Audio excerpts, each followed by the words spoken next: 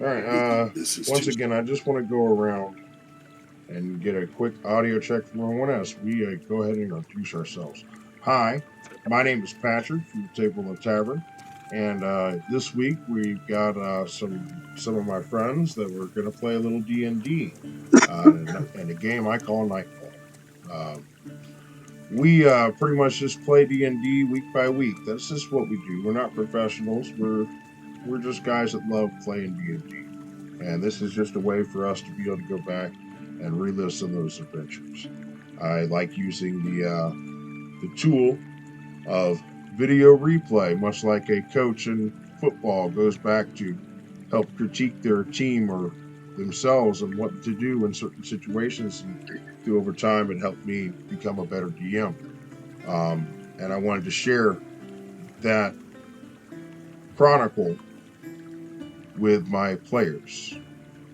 And so also it spilled over to you. And last week in the Table in the Tavern, we played a little Curse of Straw. But if you guys remember 2 weeks ago, we were playing Nightfall. Can anyone tell me what transpired during that session?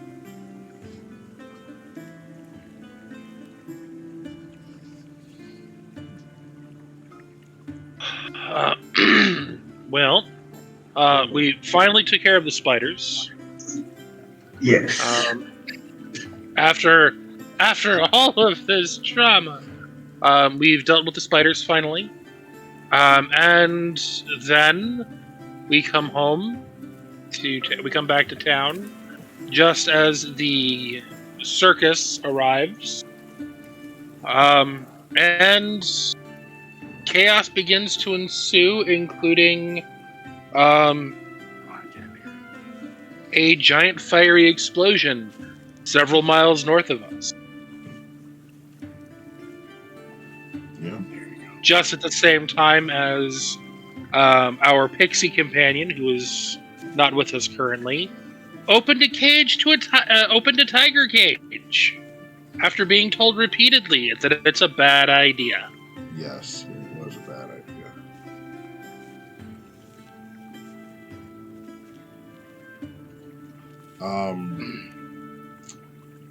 To correct, it was a lion cage, but yes, still a bad idea.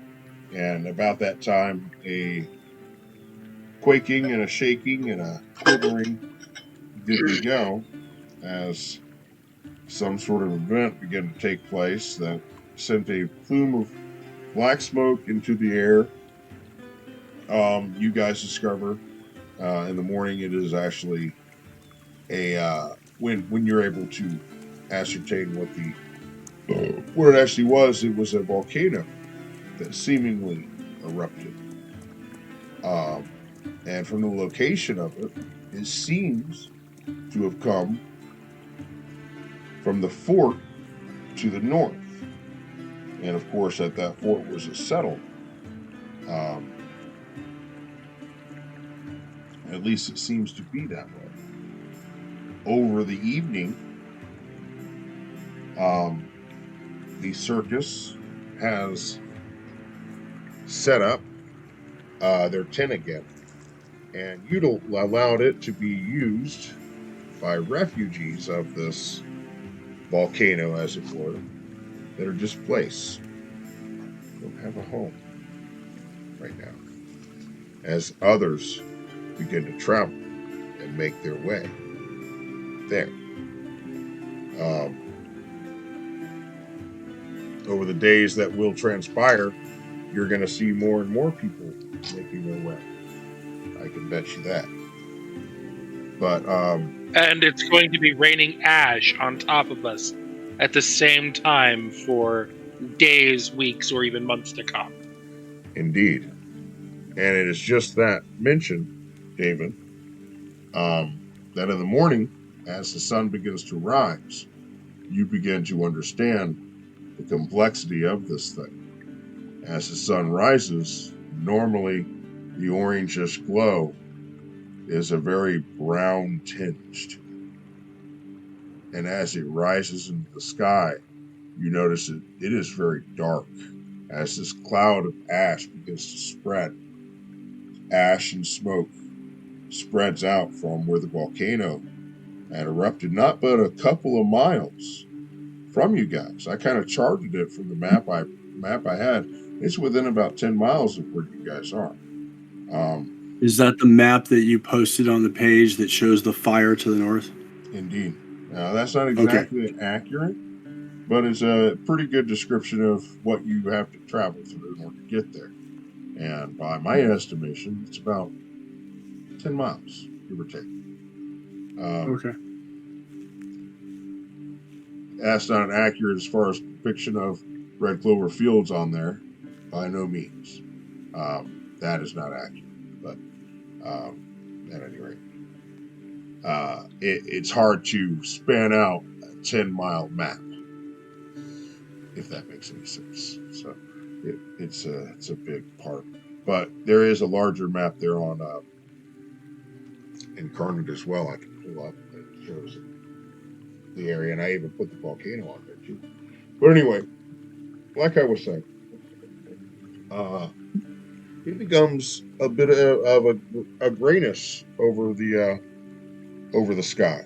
It's a little bit gloomy this morning. It is busy though. And Once again, like I said, I wanted to go through and go ahead and introduce everyone. And from where I have here to the top of me, my first person is Cody, or otherwise known as Curdy. Curdy, why don't you tell us a little bit about your character you'll be playing tonight? You're going to be making your first appearance into Nightfall, which I'm excited about. I do. I am also excited. Tonight I'll actually be playing a changeling barbarian rogue. It goes by the name of Chad Dudley. He has a little bit of a weird background. I tried to leave it a little vague, as I said. I wanted this one to actually work with the story, so that way I could blend in a little easier. But I'm interested to see where we're going. He's a barbarian rogue, and he's a bounty hunter. So he's on a quest to find someone, but he's a little tight-lipped on the details. Very good. Very good. Thank you, Cody. And next to you is David. David, of course, you're playing Delmont. yes, I am playing. My name is David, and I am playing the resident eccentric artificer, Delmont Summerlaw. And next up, we have Drake. I'm playing it's been a minute, sorry. I'm playing a wood elf ranger. Her name is Alia. She's from a different continent, and she's decided to kind of travel the world and see things and go on a little adventure of discovery of herself. And being a ranger, she's kind of has an affinity for animals, nature, and the natural state of things. So she's not really on any. She's on a quest to help a friend, although the friend is missing right now, if I'm correct in assuming that. So, yeah, that's about it. Okay. Next up, we have Lucius. Hello. Did I fix the reverb? Yes, you did. Yeah. Lucius. He is our resident warlock. A man who has a version of amnesia. He doesn't remember anything. He has a genie vessel as a genie patron, or his patron being a genie. He keeps a little library of other people's memories to kind of help replace his own in a fashion, because he's not chasing after his own memories. He left a note for himself telling him to don't worry about his past, just kind of make new memories instead. So he's found himself with this band of adventurers, and so far he likes hanging around.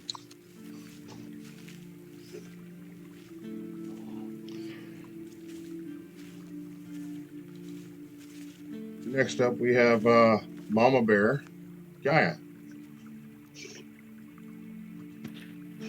Hello, I have a character named Gaia. She is a Kalistar druid.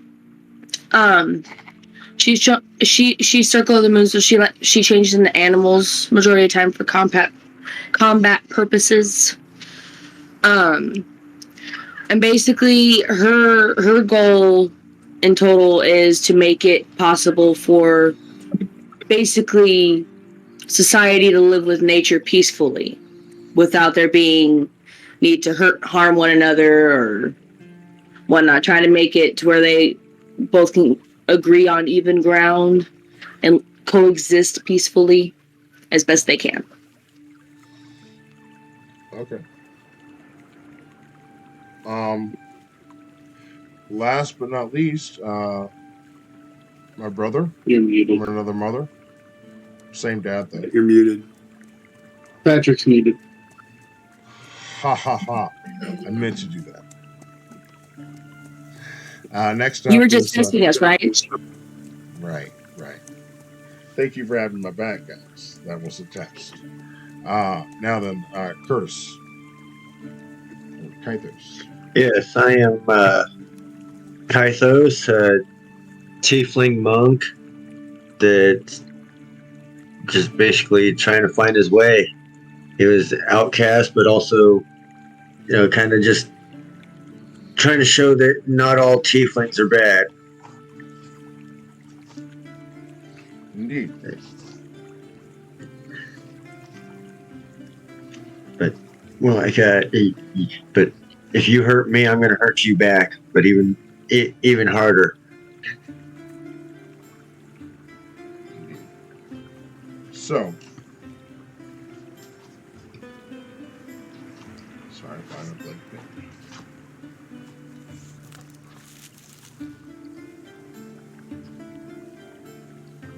You guys are at the water.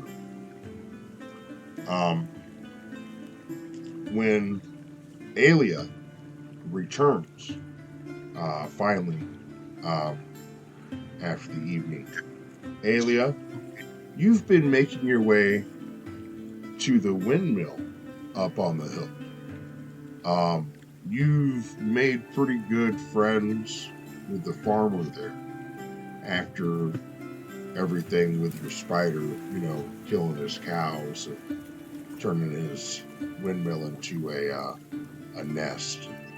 Well, in the time it took for you to kind of pay back the debt and go to working for him, as well as going and doing your adventuring in town, he's decided to allow you and your spider to hang out there in the windmill. Okay? That farmer. What? The farmer? The farmer. Okay. So you've been making your way back to the windmill from time to time. And that's the new home for your spider. What was the spider's name again? Do you remember?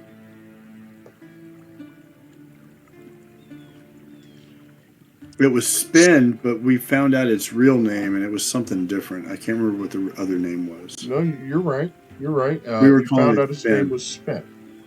But Yeah. that was the original name. He said that was the name that was given to him. You gave them another. Wasn't it Daisy? You called him Wasn't it Ruby. Ruby. That's what it Ruby? was. Yeah. So one day, you're making your way back to the windmill.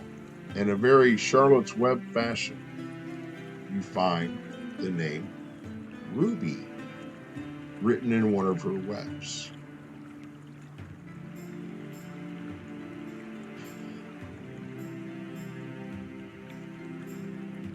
And you end up making your way back to the watermill after all that, wondering if maybe your spider has actually decided on a different name. This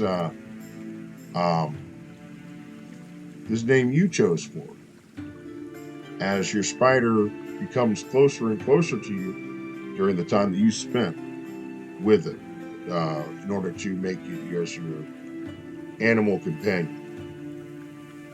And now the spider follows you like a dog. And as you approach the watermill, the spider is behind you. The town, though, well, they're not really sure what to make of it. And there are a few people that do see, although it's early morning. And they see the spider, and they see you. And they gawk and they awe. And what do you say?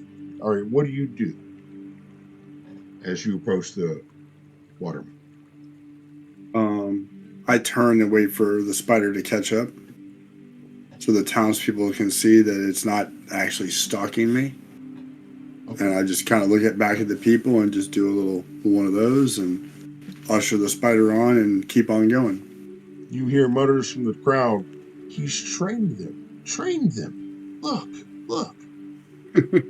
And you hear someone else call out, I want one. As That's you make funny. your way over to the watermill. Of course, you arrive and make your way in. The party, of course, is quite tired from the evening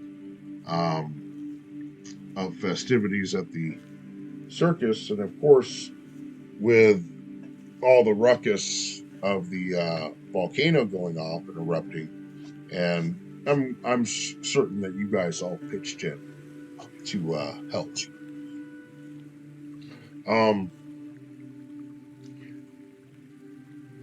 What would you guys like to do?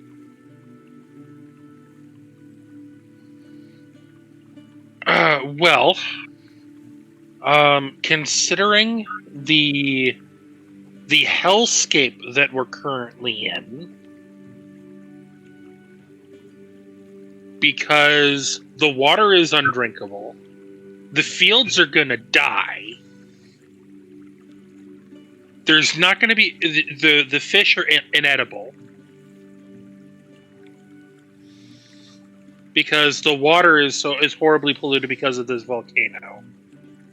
And at any time, the ashes that are still falling from the sky could be hot enough to turn this entire town into a tinderbox.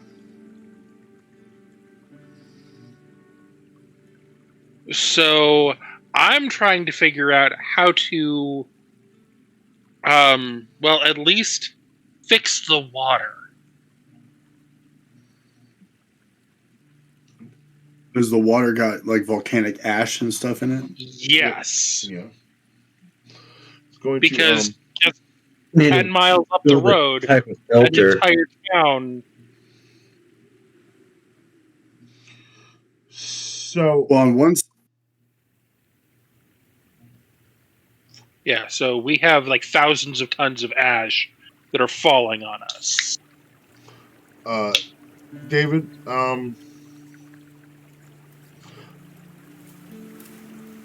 I think what you need here is a sample. A sample of the water to see how contaminated it is, and that it certainly Well, there's water. I can just like go right outside and collect a water sample. Obviously that's what you'll do. And you go out and you collect a bit of it and you take it back in and you use some sort of a testing strip, one that you would use to check the alkaline levels in something, and you realize that it is dangerously hot. Even already only after about 8 to 12 hours of exposure, it's already dangerously hot. And so you go to work immediately to try to figure out a way to filter the water. Why don't you go ahead and make me a tinker check?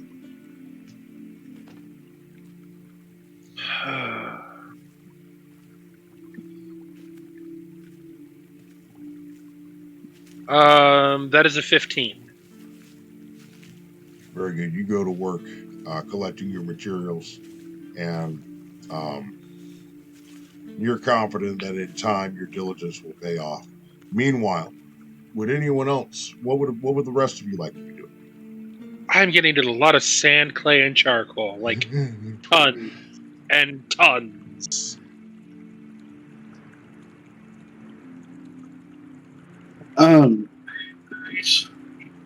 Forgive me if this has already been answered and I somehow missed it. What happened with everyone at the circus? Is the circus still going on and this is separate, or? Well, the circus is going to be delayed. That's a good question. Excellent question. As the tents for the circus are now being used for housing for people that are displaced from the volcano. So, Right. to answer your question, yes, there are still people there, and of course the circus is still there. They're just not going to be performing like an actual circus, but of course they're entertaining people, and they're present in most of their tents for, pardon me, Pepsi. Their tents are being itemized as best as possible to allow people to have their own, domiciles, those that might need it, mothers and private areas for changing and whatnot. And so most of the circus has been combined down to only a few tents, while the rest of them are being used for various people and their families. To answer your question, would you like to try to lend some assistance, or was there another reason for the party? I'm just trying to follow the story. Right. And last I knew, we ended at part of the group going into the circus. Yeah, excellent question. So I got am I with the party? Am I with everybody now? Yes, you made your way back to the water with. Okay, so Intel. and can't remember his name. I gotta look it up. I got the squirrel too. So something about volcanoes and volcanic ash that the druid would know and the ranger would know. It's a dilemma at the moment, but the sulfur and the burnt off, the land will actually be healed over absolutely. time from what's going on, and the water will actually end up purified. It's detrimental to what's here now. Yeah, but ultimately it'll be better once it gets cleaned up. Yeah, it's just a matter of like everything right now is like the water table right now is just pure sulfuric acid. So and the farmland. Gotcha. I just wanted to add that. Yeah. Oh no, because I'm well aware that the long-term effects are going to be beneficial. It's just the short-term effects make this area inhospitable without a lot of work. Gotcha. So I guess one of the things we need to do is contain the fire, if we can, and then find a way to get fresh drinking water or non-contaminated drinking water to the population of the town. Those would be the two priorities, probably. Well, I'm working on the water situation. While you guys are chit-chatting about that, Cody.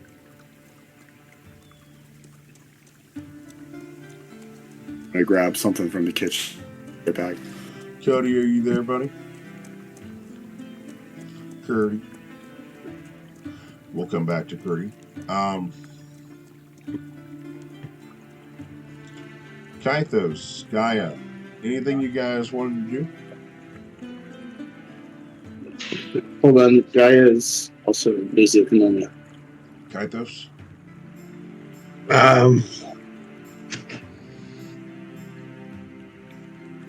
Well, last time I remember, I was watching the, trapeze artists and stuff, so I was gonna go, I guess, converse with them. Yeah, they've been making their way into different domiciles, and of course, doing what they can to help. You have been, as you said, intrigued by them, and last night may have assisted them with helping set up tents. You come well acquainted with a few of them. One is named Richard, the other one Bruce.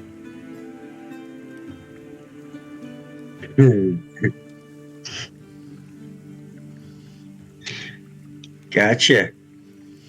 And so you find yourself hanging out with them. What would you? Anything else from their Bruce? Is there anything No, specific you wanted to do? nothing really specific, no. I mean, more or less, I was just gonna kind of converse and talk to them about, their training and all that stuff, how they learned how to do all the acrobatics. They talk about how they actually grew up in the circus. Been doing it all their life. They ventured across the land with a large family. Of course, the family gets smaller and smaller as years go on, as people retire and people sometimes lose interest. Finding there are better things in life than swinging through the air and feeling the rush of and excitement of just narrowly escaping death, even though there's a net below. In the moment, it's freedom.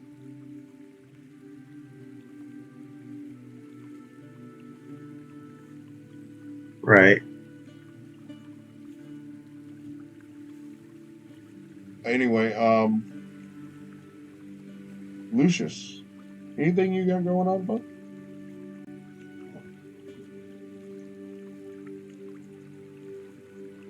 I'm not sure if time would allow, but if I had any downtime through things, I would like to work with the town drunk on my disguising capabilities. This is downtime, my man.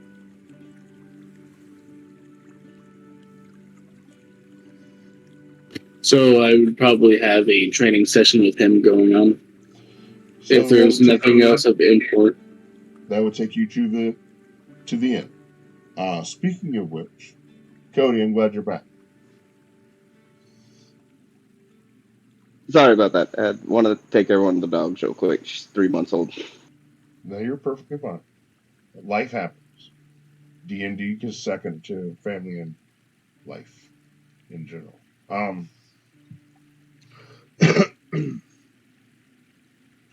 As I said before we started, Cody, your profession has led you from town to town as this before, and you found a way to blend in, and you make your way to the inn looking for work. There you find a woman named Eliza. Eliza tells lots of stories, and as you come in, she's telling another. She pauses in order to greet you. And as you tell her that you're looking for work, she tells you that there's a particular fire marshal that's been growing a bit of a fire department, as it were, and that there may be work ahead with the Volcano up north. And if anyone needed help, it'd be them. She says, before long, they always wander in here. If you stick around long enough, I'm sure you'll see one. and she welcomes you to take a table. You, of course, decide to take one of the back, so you can observe it, take account of everyone in the tavern. And this is and it is and You got this, buddy. and it is at this time that you see a well dressed, well manicured, long dark beard man strut in the front door and starts making his way over to one of the tables where you see a man that is half drunk singing to himself some sort of she shanty.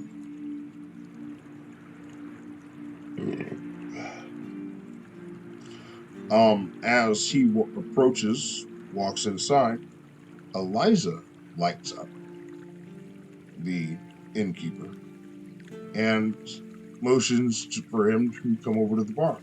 Lucius, are you there?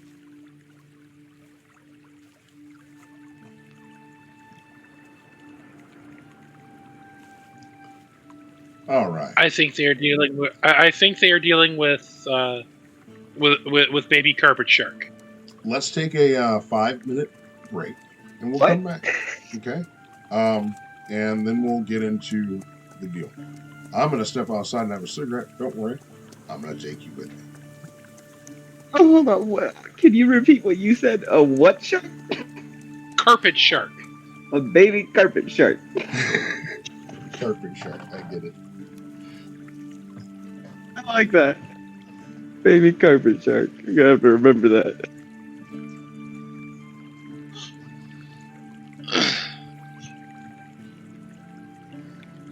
Because once they start crawling, they are a dangerous predator.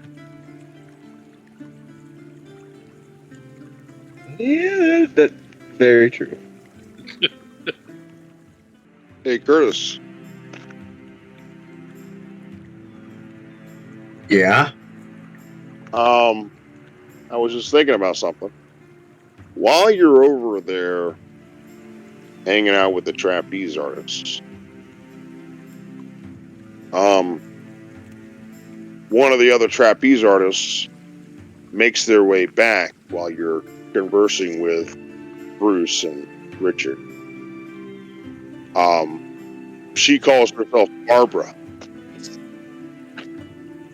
She walks in and she starts talking about how one of the animal trainers named Gunther had mentioned that one of the lions have escaped. Perhaps something with the shaking from the earthquake / volcano may have opened one of the cages, and one of the lions seems to have escaped. So is warning everyone, keep on the lookout, but not to raise an alarm at the same time. Don't want anyone to panic. Gotcha. So, I guess I'm gonna go help track down this lion. Okay. Help her. Go help her go alarm everyone and all that stuff. Okay. All right. So you leave the tents and start looking around for this line. Where would you like to start?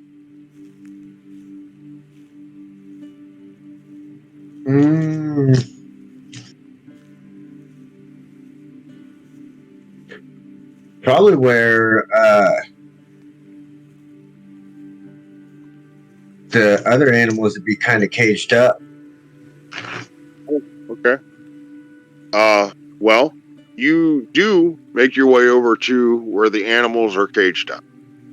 You find a number of the staff still around, and they're looking at one of the empty cages as you approach.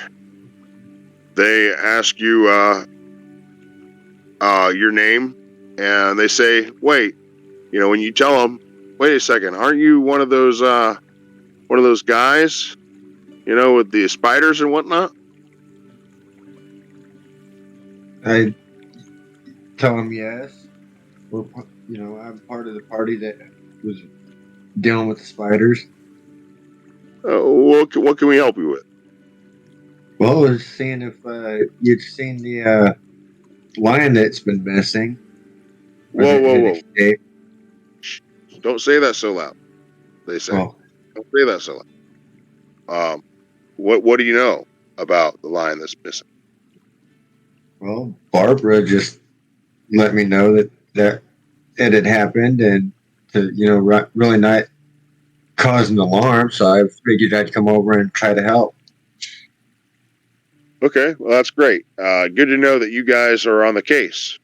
Yeah, it is true that we suspect one of the lions may have gotten out when the eruption happened and all the calamity that was. But we're not really sure where it might have gotten off to. We haven't seen a sign of it since. Okay, well, I guess I'm gonna continue looking around, and if I see or come across it, I will do my best to try to let you guys know to help kind of contain it. And if you do the same, if you find the lion, try to do the same for me. All right, make me a investigation check.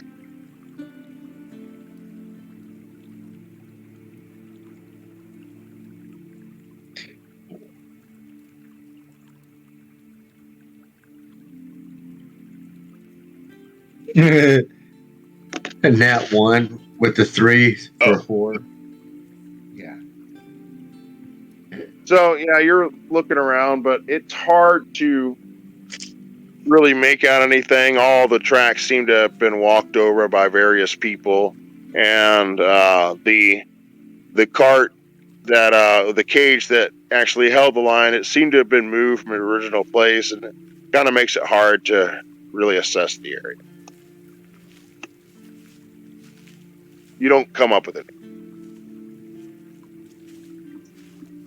Well, I never said I was a great detective, so I'm going to make my way back to the rest of the party, try to figure out what we can do, Okay. where we can go from here. Is Lucius back yet? No. Okay. We'll put that in our pocket for right now. You make your way back to the watermill.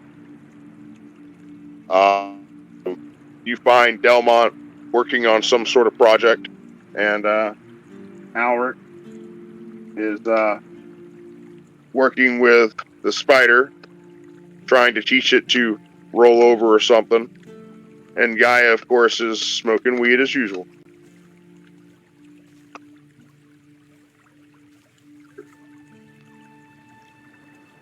It's Alia, not Elric. Oh, right. That one. Unless you're going to let me play Elric. No. There'll be no lightning though.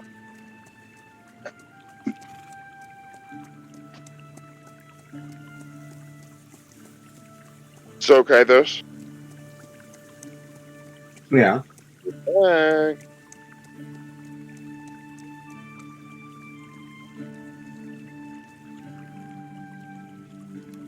What? Curtis, you What? make your way back to the water. You find the party. What would you like to do? Oh,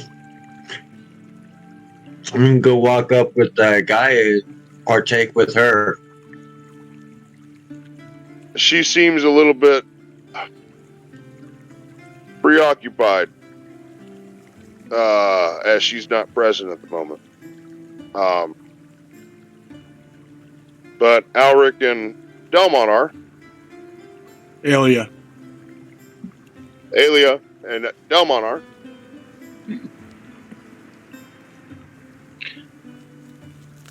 Okay, well, I'm going to see what Delmont's doing.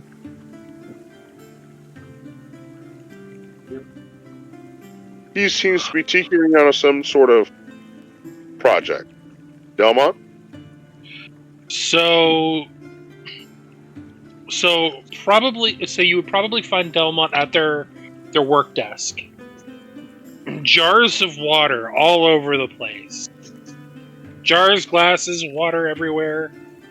Bottles and just various other chemicals and powders and like charcoals and sands and all sorts of other like things that and Dell is like experimenting and trying to find the right combinations to clean the water, not just get the ash out of the water, but also to clear out the acidic and basic compounds and everything. So there's jars over here that are pink and blue and like green, and this one is smoking for some reason.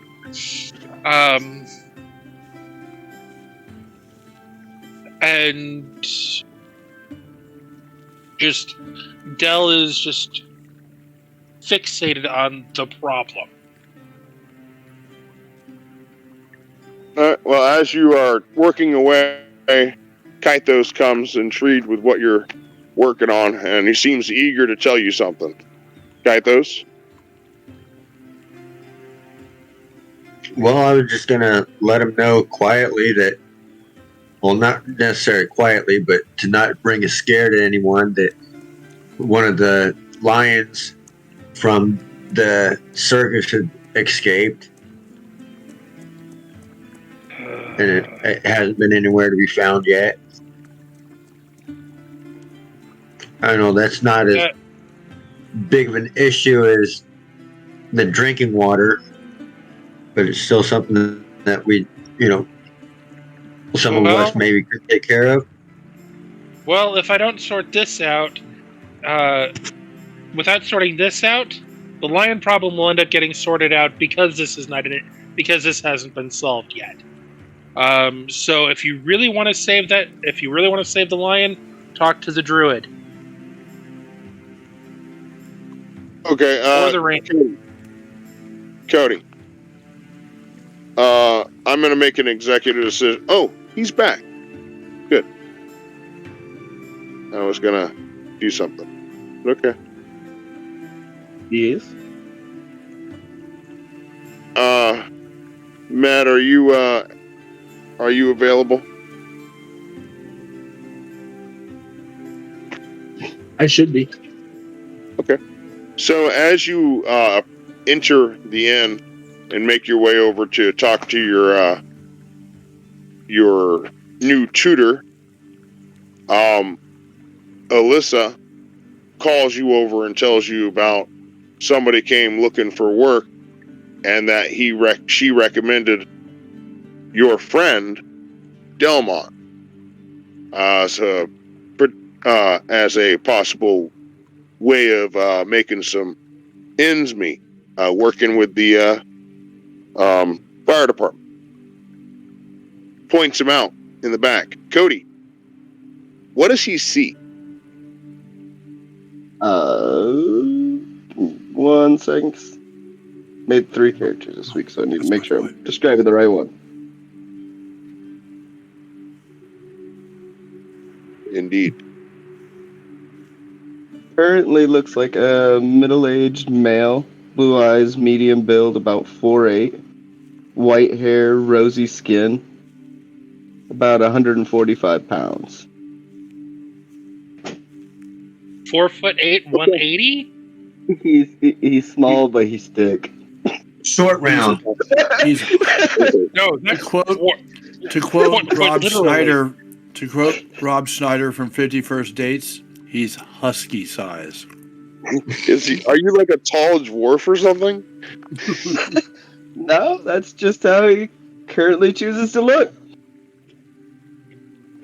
I like it. Okay. He's a All right, so he can be whatever he wants. Yeah, this is just the form that he prefers. So an albino Augustus Gloop is coming into my coming into my place. Pretty much. We'll see. First, let's see what Lucius does. What's going on? She points out this potential recruit for your fire brigade. I can, before I get with the tutor, did she give me a name? No. She points him out, and then I ask if you got a name. So Lucius saunters over to you and asks you if you got a name. Close enough. Cody. Chad Dudley. So, if you're looking for work with the Belmont, there's a watermill that you can get to, and you can probably find them. As long as it's work, I'm glad to do it. I'm wandering from place to place, just trying to make a living right now. And I'll give them directions on how to get to the appropriate watermill. Yeah, he tells you down the street. First watermill on the left. I can't promise that they'll never hire you, but it's no harm in checking it out. Works for me. I'll finish my ale and then I'll head that way.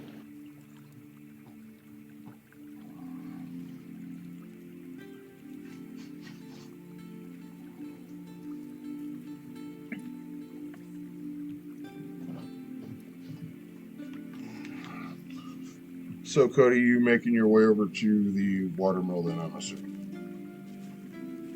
Yes. Okay. And Lucius, you're making your way over to see your tutor? Correct. He looks up and grimaces as you approach. Oh, you again. Wait. You gave me beer last time. I like you. What can I do for you?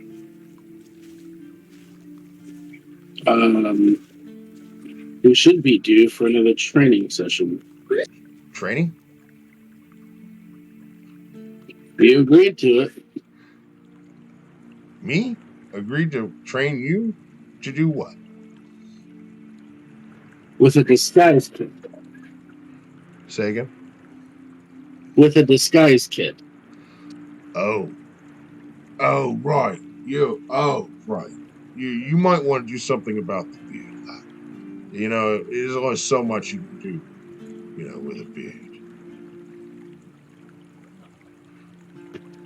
I'll think about it, but in the meantime... I mean, just think of it. Now you want to look like a princess. There's not too many bearded princesses now, is there? Well, if you look at the circus, maybe. Aye, that's true. Maybe you could get some work over there, too. As a bearded woman. Is that what you're into? No. What I'm currently into is learning how to use a disguise kit. To look like a woman? Just to be able to use it to look like anything I want. Alright, well, buy me another round and we'll talk about it. We've already settled this and agreed upon it. Agreed when? So you Last go time round and round with him for a while, and eventually he does help you with learning a little bit about disguising. And he teaches you the different techniques of applying the makeup. It's very rough, and you have to kind of edit your notes as you go along. As like, what did he say? Oh, okay, that's what he meant. And you're editing your notes. Your notes are a little bit scribbled, and you may have to revise them. But you spend the afternoon over there doing that. Cody, you make your way back to the watermill. It's quiet in the morning. Of course, the cloud of ash across the sky makes it a bit darker than normal. And you make your way over to the watermill and find it quiet as well. This thing standing out front. Oh, right. Oh my. Speaking of which, make me a perception. Me or Cody. okay?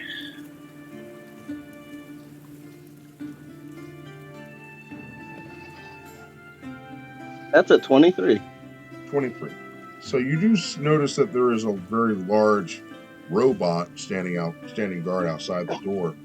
But to the left side of the watermill, you notice that there is what appears to be some sort of garden.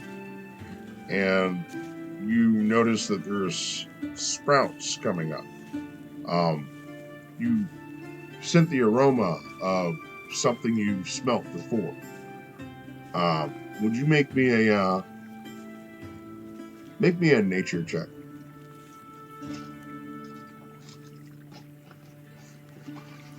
That's a 4. It smells familiar, but you can't quite place it. Anyway, you knock on the door and wait to see if someone will answer.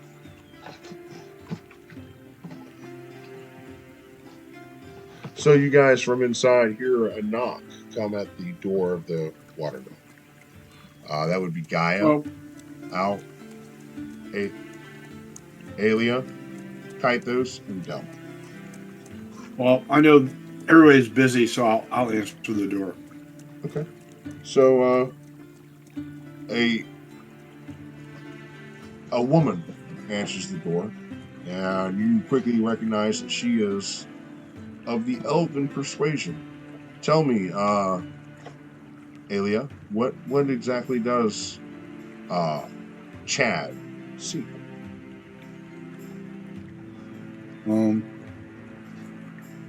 Damn it.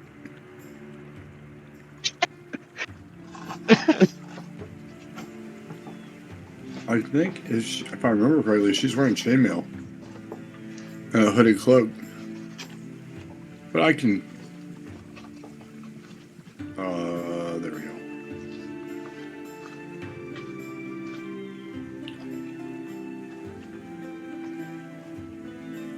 Bless you. Actually, it's studded leather. She's wearing studded leather and a hooded cloak. She's, can I help you? I was sent this way looking for work. Oh, who sent you? I don't quite remember the name that she gave me. It was a gentleman coming to train with someone at the bar. You're gonna have to forgive me, I'm terrible with names. Okay. I'm sorry, the girl at the bar. I was responding to some Twitch. Her name was. Who are you here to see? And I was sent over here to see Delmont, I believe it was. Well, it's his house, so that makes it convenient. I guess you can come on in. I'll let him know you're here. Don't right. mind Ruby. She doesn't bite. So when you first come into the watermill, this entire ground floor is a cross between a smithy and a steampunk workshop. Everything is automated in some way through either water power, steam power, belt-driven gears. It's just there's noise. There's a hammer that's pounding by itself off on one side. There's a lathe going.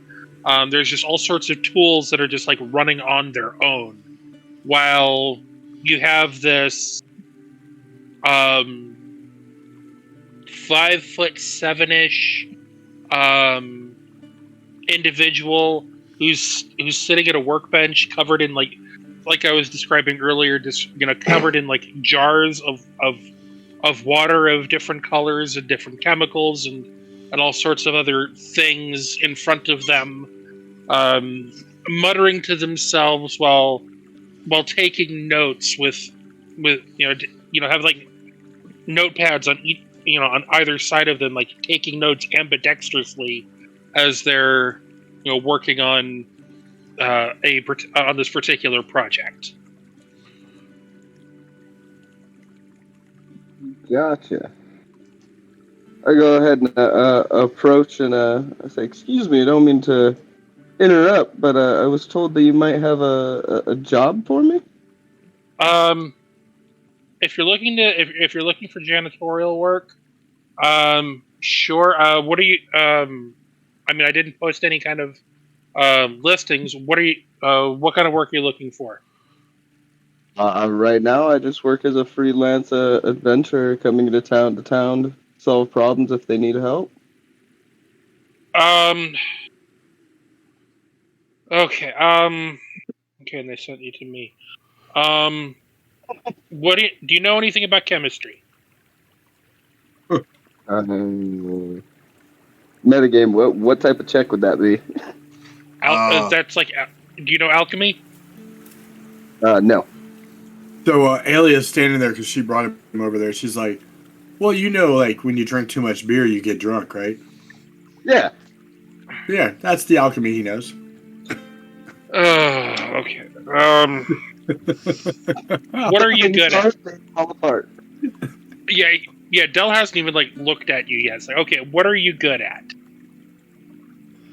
I'm good with people and I'm strong. Good with people and you're strong. Okay.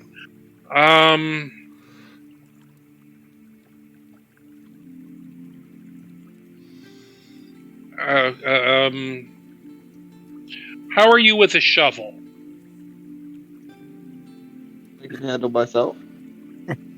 Okay. Because do you have any weapons that are out that we see? A sword or an axe or a bow or something? I have a scimitar on one hip and a dagger on the other. And I bet he's more proficient armor, with the sword than he is a shovel. As far as armor, I'm pretty much just wearing shorts. Wait, you're only wearing shorts? Nothing else? Yeah. Shirt, so I'm just gonna turn, because like my train of thought has now been completely broken. I've just been thrown off the groove, so it's just like pens down, just turn away. I've even got like my stool even swivels, so just spin around and look at. Okay, now that I'm not distracted anymore.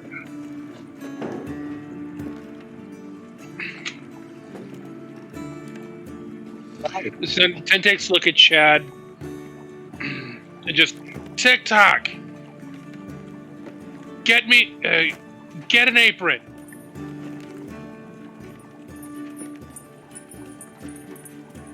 Apron? I'm yelling. Yeah, just like TikTok. Get an apron. All right. So TikTok comes to life and makes his way over and rummages through some stuff and returns over to you with an apron. The giant robot comes over and gives a leather apron to me, and I'm just gonna throw it at Chad. It's like, okay, first thing, wear some clothes, because if it rains, your skin will come off your body. Gotcha. I don't know if you're obviously you're new around here, but we're kind of in ground zero of a ecological disaster. Noted.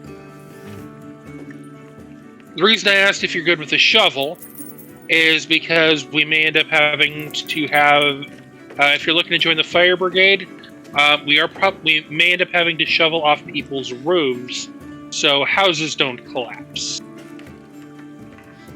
All right, so Gaia, you're upstairs doing what you normally do. and you can hear that there's talking going on. You hear a voice you've never heard before, and of course it gets your attention, and you make your way over and see Chad and Delmon and Aelia all talking, and Kaito's kind of lingering in the background as he normally does, looking over what project that Delmon is working on.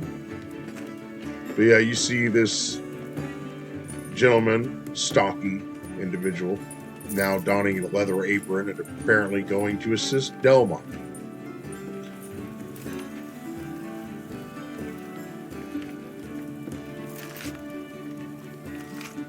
Sup, man? Want to hit on the pipe? Gaia, this Yes. is not the. This Yes. is really not the time for that.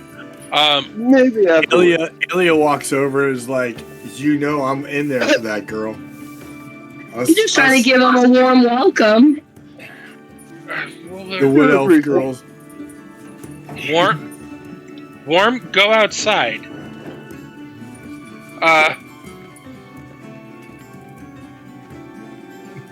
That's funny. You hire You sure you don't need to hit yourself, Delmon? Huh? You hire someone new and they immediately get a pie.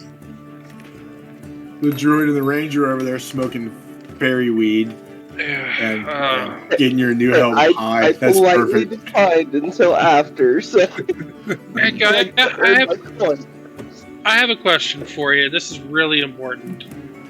Can you make water? Can I make water? Yes. I don't think so. Let me look. Well, we could produce liquid. Just give us a few minutes. You're being serious, though. You want us to make water out of nothing? I don't know what your magical capabilities are. Oh. The rainwater is acidic, isn't it? Yes. I think we can purify water, though. We We might not be able to wait. We purify probably it. can't. Yeah, we probably can't Well, make it, but we can probably purify it. We All can joking purify it by filtering it, and then once it's filtered and cleaned, then we can boil it and pull and level out the pH. The Take those problem is down by boiling it. The the lake. problem is we have to get that water to come. We have the water will have to come out of the sky and land on us and collect as an acidic, in its acidic form as we collect it.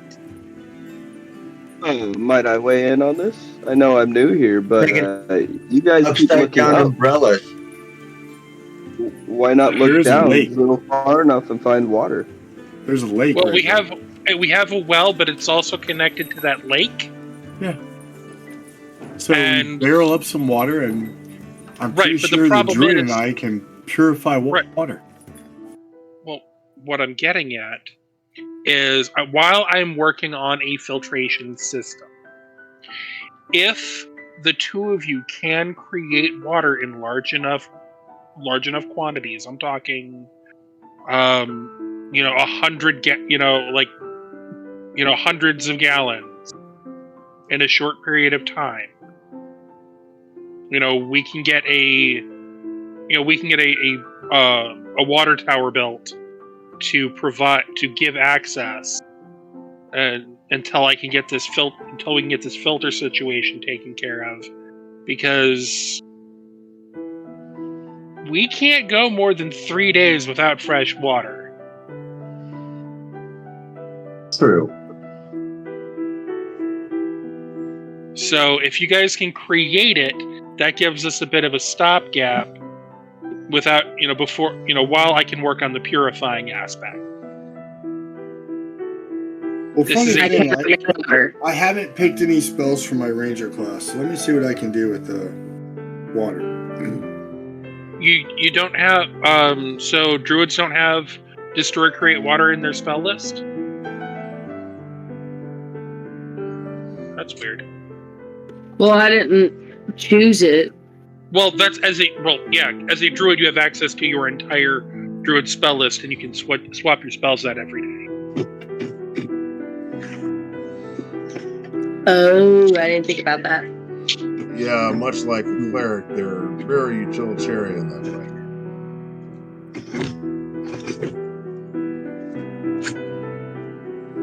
Because I'm trying to keep these people from not dying.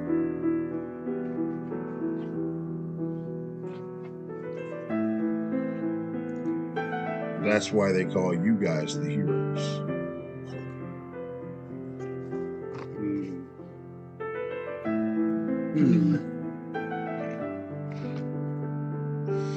So as you guys are talking and hanging out and going over the plan of what to do, another knock comes at the door. Okay, I will go answer it this time. When you answer, it is a man you recognize, helped you in the forest, and you helped him with a particular firearm before, getting it working again. Judge. Judge, what can I do for you? It's good to see you, Delmont. I'm glad to find you well in these conditions. He looks over your shoulder. I see you're busy working already on something. Looks like a filtration system, if I could. Yeah, I'm trying to... getting particulates out, that's one thing. I'm trying to... now I'm just working on neutralizing the sulfur compounds as quick as I can. You notice anything different about me, Delmont? He says as he edges his chest forward, and you see a star put up on his congratulations. Yeah, they finally made it official. Sure. Okay, so what can I do for you? Well, as the sheriff, with you being the fire marshal, I thought it was a good idea that we do work hand in hand in different things. I know how well accompanied you are with travel, and of course with combat. We've fought side by side with each other before, and in the protection of the town, I think it's in the best interest that I lead the endeavors of the frontier and beyond to those better suited for it. He looks at Alia and Gaia and the lot of you, and I'm of course, he points at the star on his chest, more needed here. But I know I can trust you. There is concern about, of course, he holds out his hand, and ash falls and collects in his hand. Yeah. I wondered, being the fire marshal, he says as he rumbles it, blows it, you might be able to help a little. I'm already working on about a half a dozen things regarding this. So a couple of things that I'm going to be a couple of things is clearing roofs. That's going to be a big thing.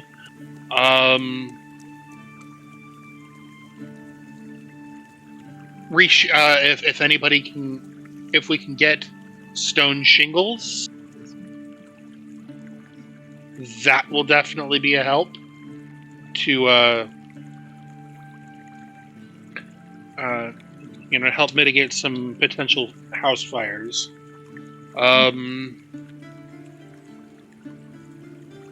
You see, he's listening to you, but he's eager to say something. But one of the big things that I'm worried about right now is just people panicking. See, that's kind of why I'm here, Delmont, is people are concerned about this volcano and the fires, and of course, smoke and the ash. And, everything you do for the town is wonderful, but I wonder if there was a special project I could have you work on for me. I got my hands pretty full, but depending on what it is, I'll see what I can do. Of course, I'll provide funding for you in this endeavor. I have that power now. You know,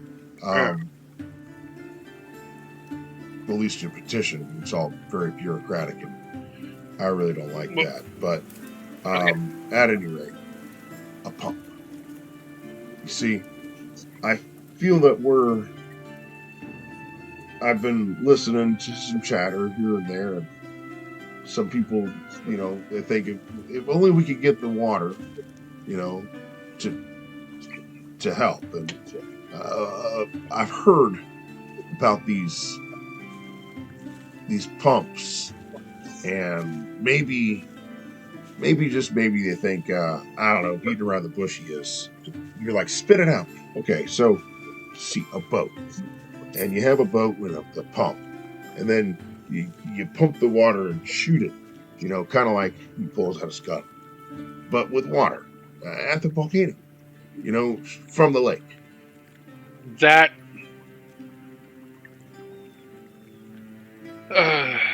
like pissing on a forest fire. But it could work.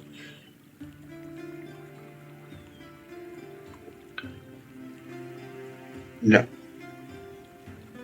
To put out the fires in the surrounding area. You're talking having to move hundreds of thousands of gallons in a very short time.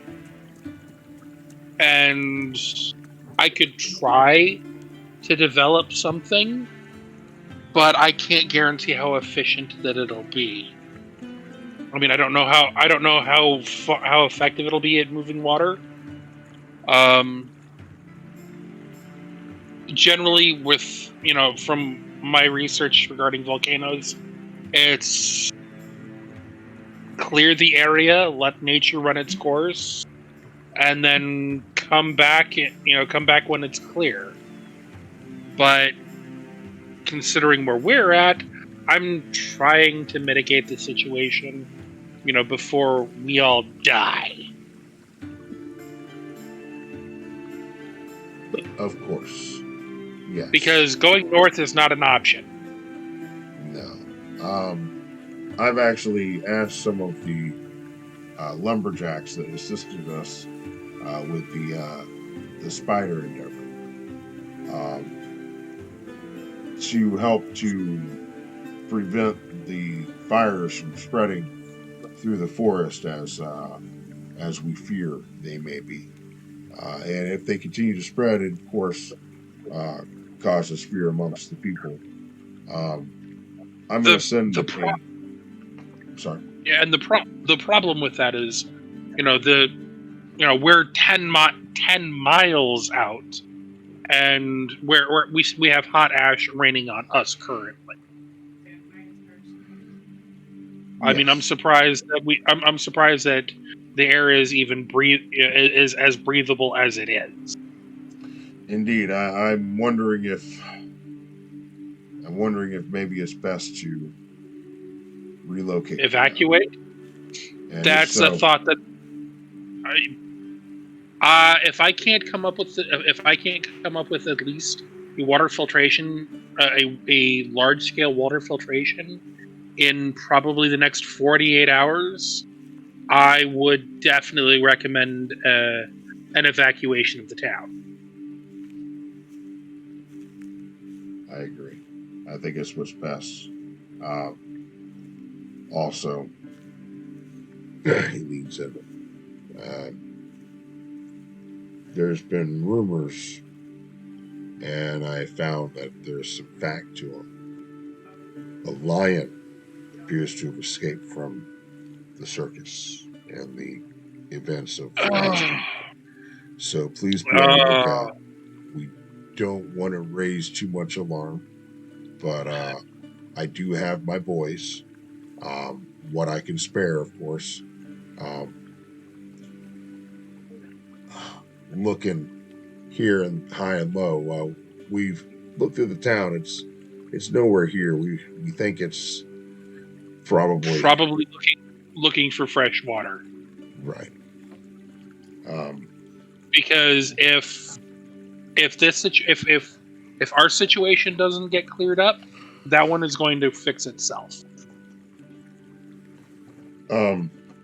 Well, it's been good talking with you, Delmont. I'm glad to know that you're working hard at helping. I'll have to check back with you in a couple. You said 48 hours.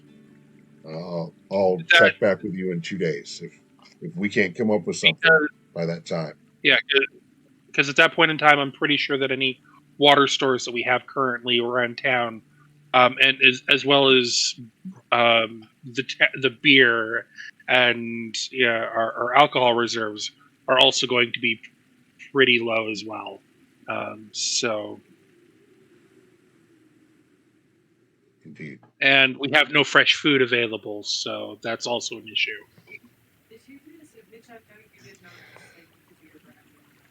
Yeah, all great problems we're working towards trying to get fixed.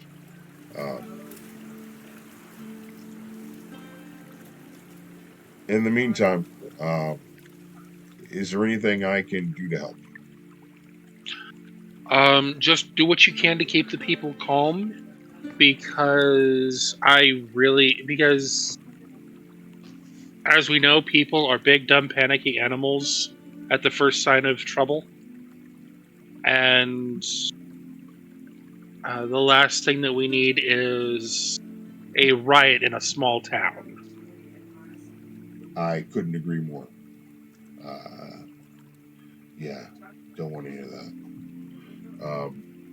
Well, just so happens, fate be with us. They make me sheriff of the town, and now I don't know if there's going to be a town.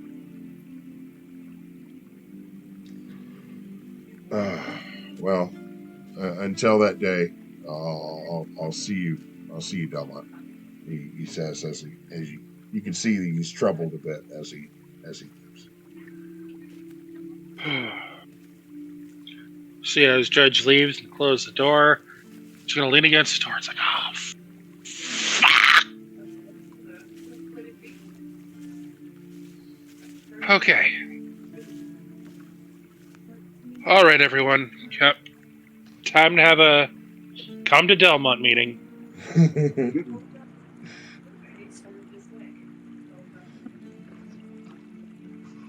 Am I back you're yet? here.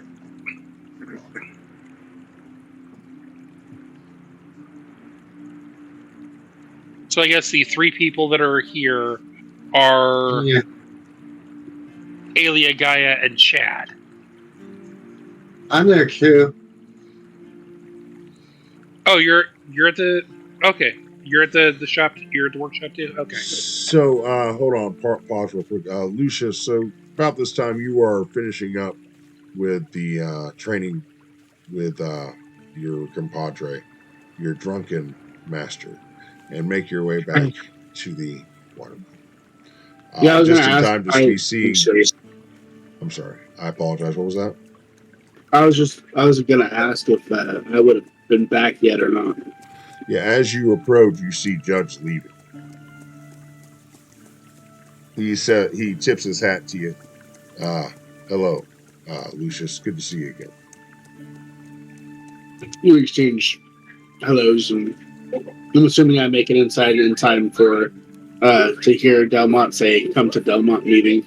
As he's walking by you and he greets you, he takes a second glance. He's like, "Is that eyeliner you're wearing?" Probably.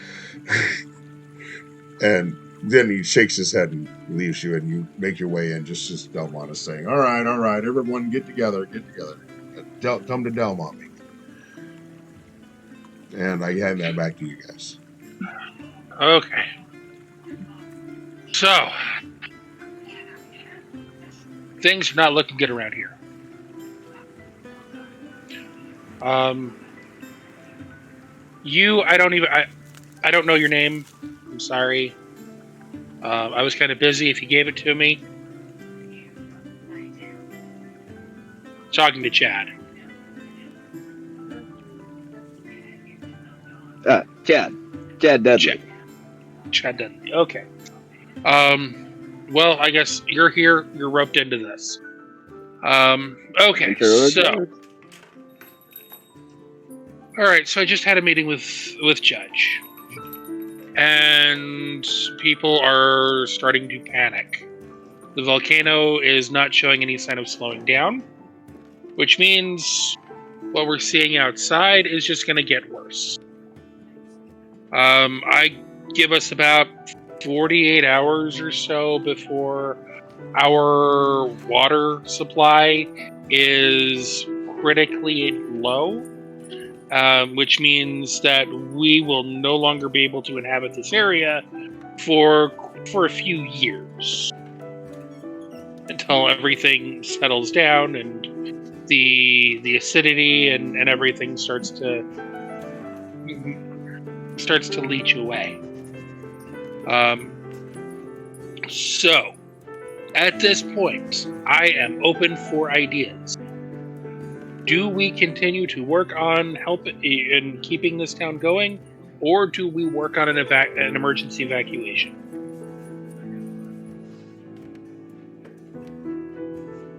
I vote for evacuation. Where are they gonna go? Well, they can't go here.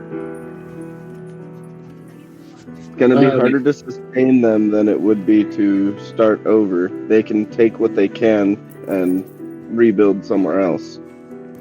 At least it's not going to be nothing. There should be some stuff that they can take with them.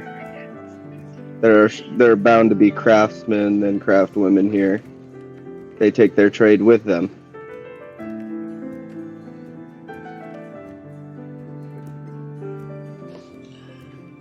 We can do both. We can try to wait a little bit to see if we can find a solution. And if not, we can relocate.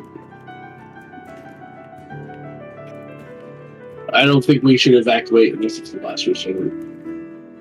Well, like I said, I give us about 48 hours.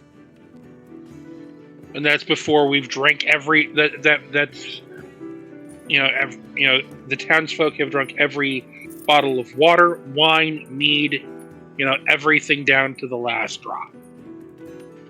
I say we prepare them for the worst and have them prepared to evacuate in 48 hours. And then if we have it solved by then we can have it called off. Agree. Okay. So. Isn't there a way to make like natural water filters? That's what I'm working on. The problem is, I can get the particulates out. The problem is, the water is still acidic.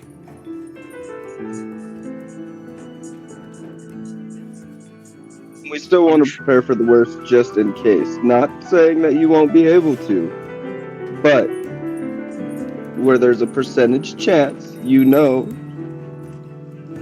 there is a chance for failure. So we should prepare for the worst.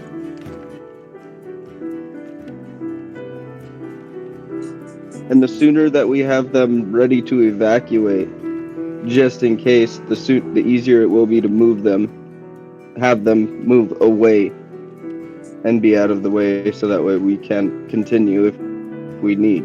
But yeah, is it possible that that you can create water in large quantities? I can only move it. Oh, that doesn't help much. We tried to drill for another well that might be connected to a different spring. Well, the well that we have is connected to the lake. And so one leading into the other, and digging for a new well is going to take a lot of time. Dig for another well and put a system to filter the water so that way whatever comes through, drill it from that well so it has to go through the filter. I'm sure that would be an easier process for you while we do the manual labor of pretty much digging a big ass hole.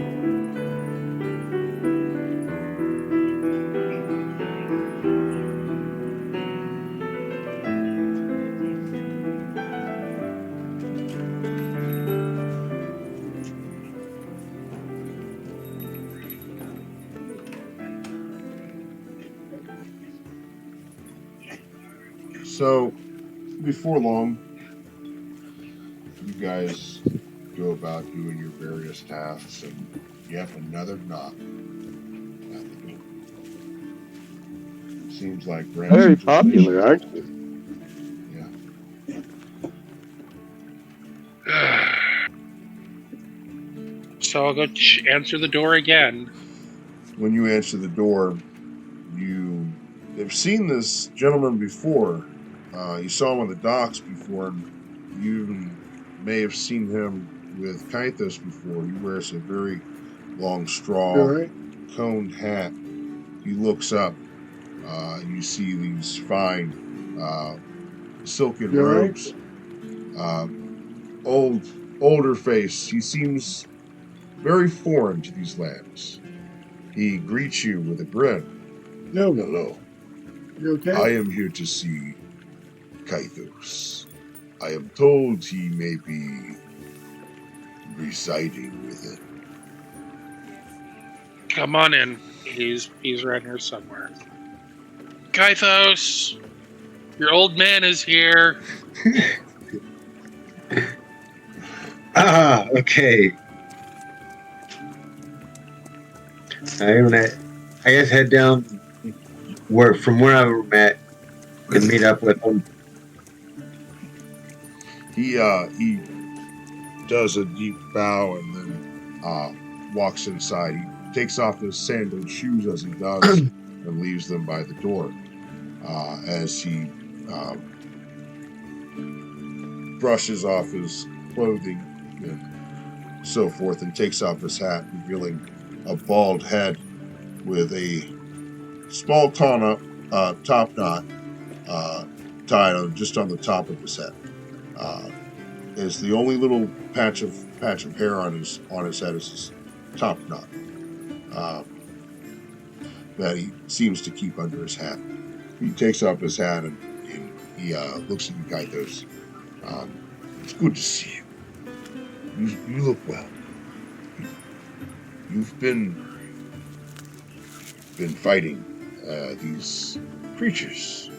He grabs your shoulder and thumbs your wound. Looks like that's healing well. Good. You must be more careful. Don't be so hasty to jump into fight. Assess. Be cautious. Don't let your emotions drive you. It is through wisdom that we will persevere. And he pulls from his pouch a book. It's a very large book. Looks old, tattered, as though it's been read through many times. He holds it with care and presents it to you. Take time. Read. Sharpen mind. Sharpen mind, spirit. Go. And he turns, puts back on his shoes, puts back on his hat, and leaves out the door. Before he disappears, he says, remember, be smart. And he leaves. I stand there with the book in my hand and kind of shocked, what the hell just happened? I haven't seen him forever, and then he comes back and just drops off a book, but okay. I know that if he's trying to tell me something, he's trying to tell me something.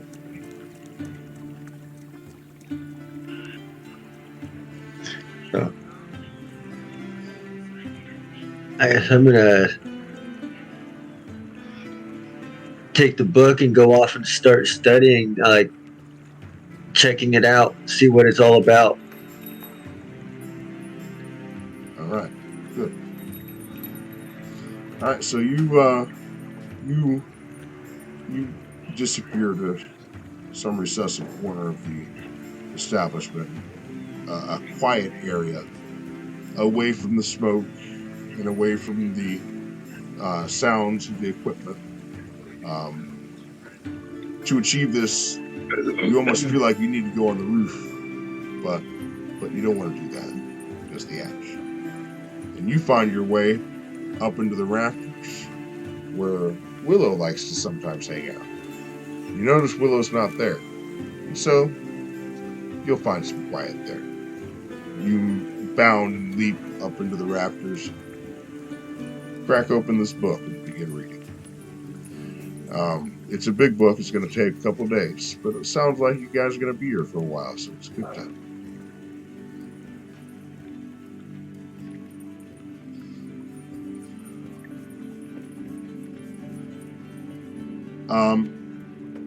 Is there anything anyone would like to do?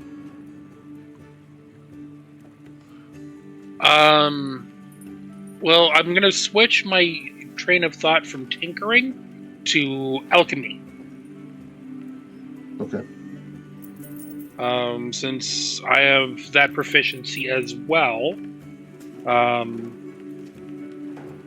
to see if I can use that as a, so, because the physical filtering is one thing, now I need to work on the chemical aspect of the filtering as well. Okay. Go ahead and give me another new tinker check. Alchemy check? Okay. Yeah, alchemy. Yeah. 20. Seems to be going well. You do manage to now you're trying to actually purify them, right? Right. I'm trying to mechanically clear out as much of the particulates as I can, and then chemically treat it to make it drinkable. So you use another test strip after using your process, and you're like, come on, buddy, come on. Several hours have transpired. You've been at it for like 8 hours working on all these different projects. You pull up this strip and you're like, it's clear. Now I just have to scale this up from, just a few ounces to hundreds of gallons. But you're on your way. So, time to start sketching out the tower. Because that's going to involve pumping out the contaminated lake water into a tower for filtration and cleansing, and then creating a storage vessel for the populace. I'm becoming utility. I'm a public utility now. You're fucking public work. You've been that for quite some time, sir. You just now realized it. Speaking of which,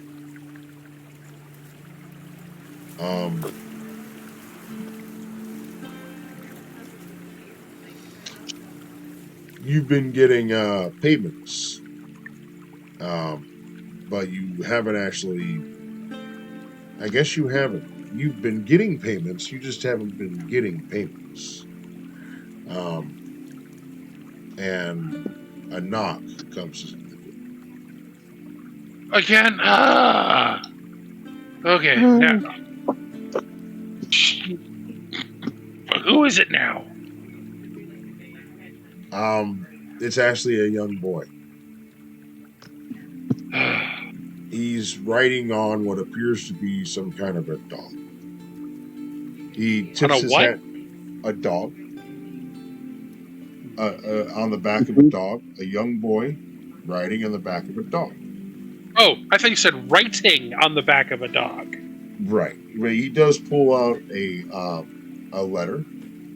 He says, this is for Alia, and this is for you.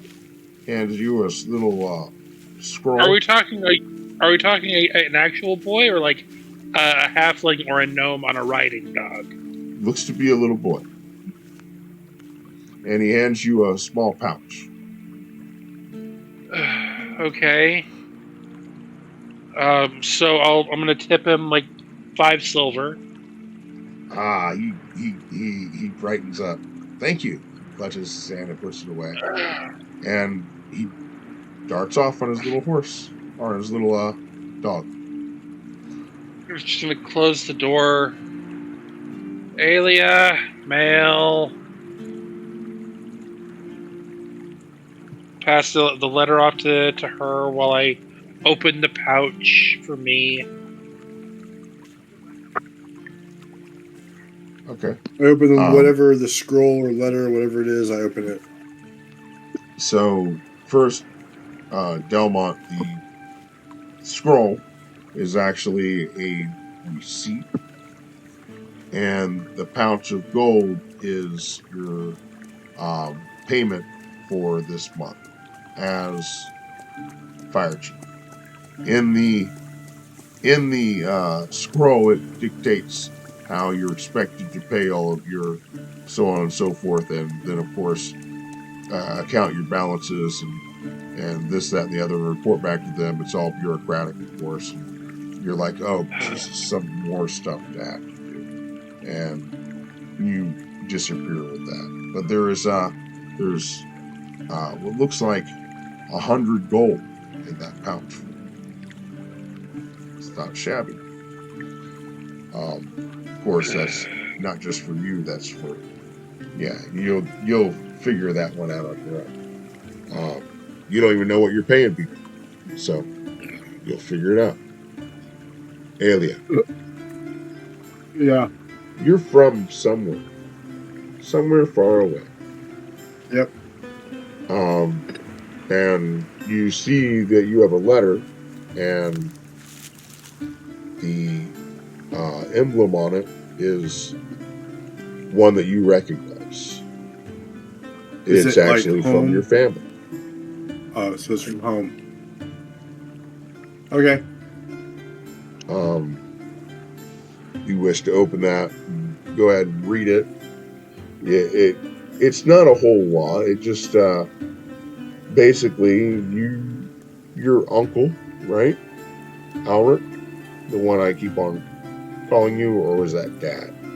That's Dad. Your dad has been wondering where you've been off to. Has heard through tell that you've made your way to a town called Red Cloak Fields. He says, don't worry how I know that, but wants to know that you're safe, and hopes to hear back from you soon.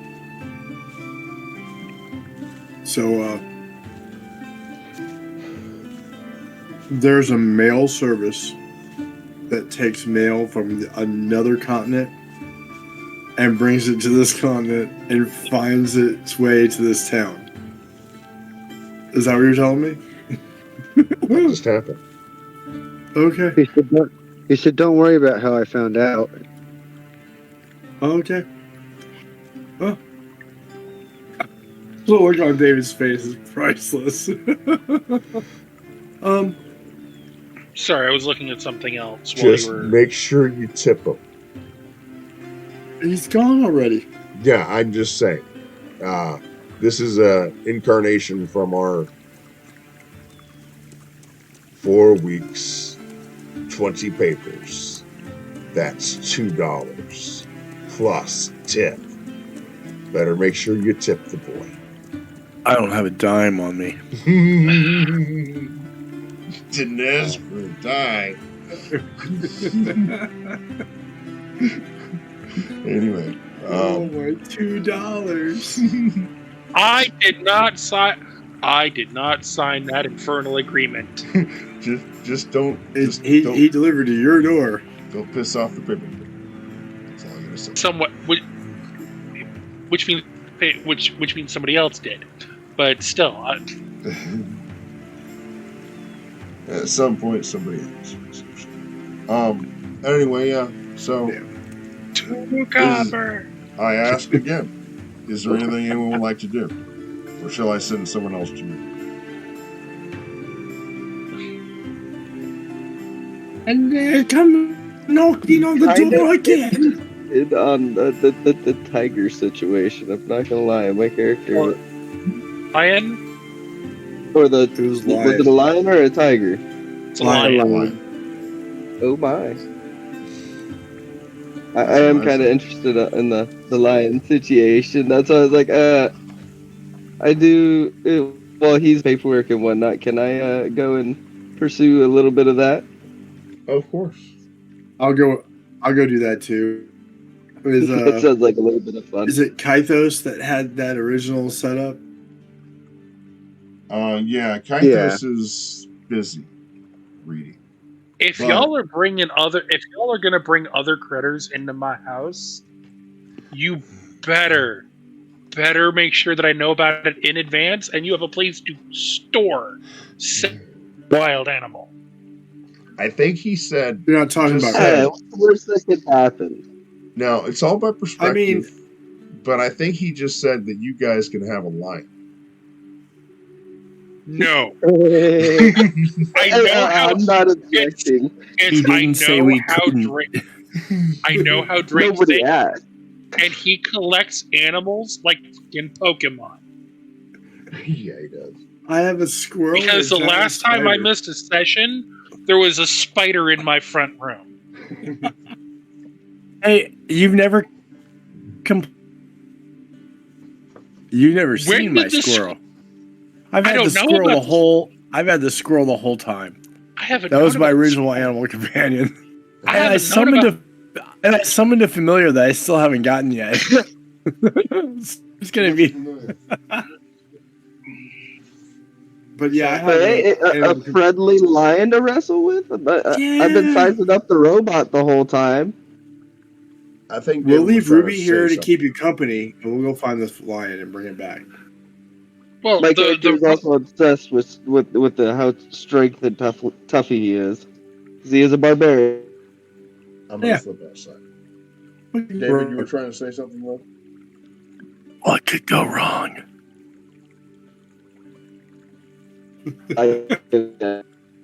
well, the same reason why there's about a half a dozen cows.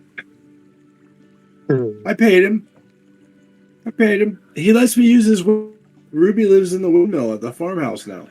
So hold on. Technically, if he paid the man, that was his livestock, and he didn't lose anything. So I'm not seeing a problem here. See, the reason I don't like let the spider in my house, I wanted the spider out, is because I have a lot of flammable items in my shop, and spider webbing is incredibly flammable. Again, Yeah. what could possibly go wrong?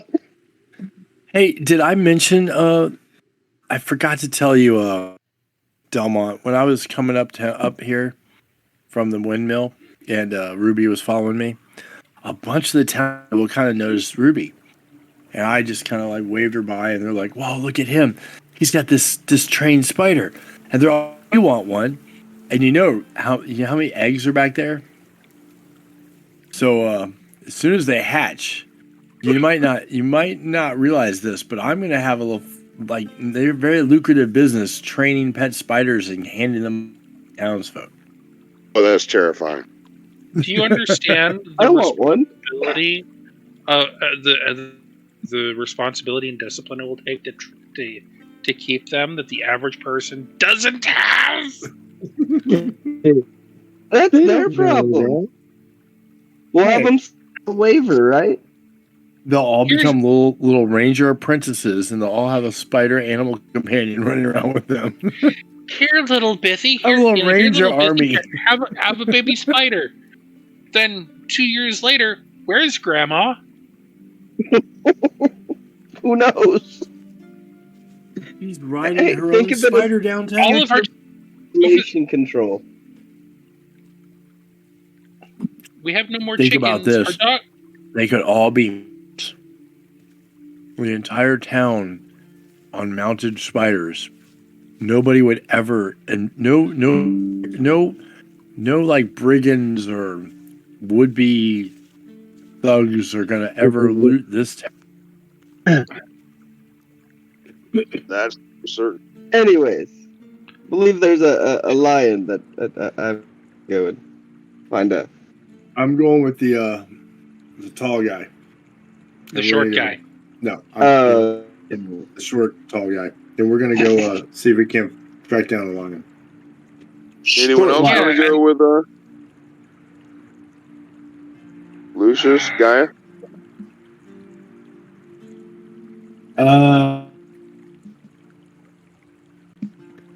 Delma, do you need help trying to figure anything out?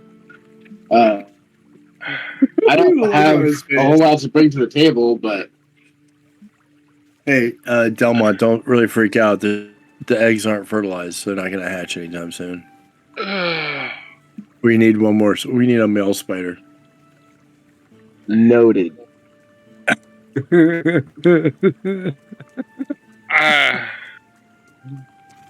All they're gonna give me an ulcer. You'll be fine. You'll figure out a medicine for it. He's on one side of you, and I'm on the other. Is David's in the middle, and me and Cody on either side of David on everybody's screen? Because it's Mine too. David's loving it. For me, and you're down here. David's like right here, and then you're right over on the other side of him, right here. So it's perfect. And then Matt Matt's right under it. Yeah, it's like this is Cody, this is me, and this is David. Oh yeah, on the Twitch stream.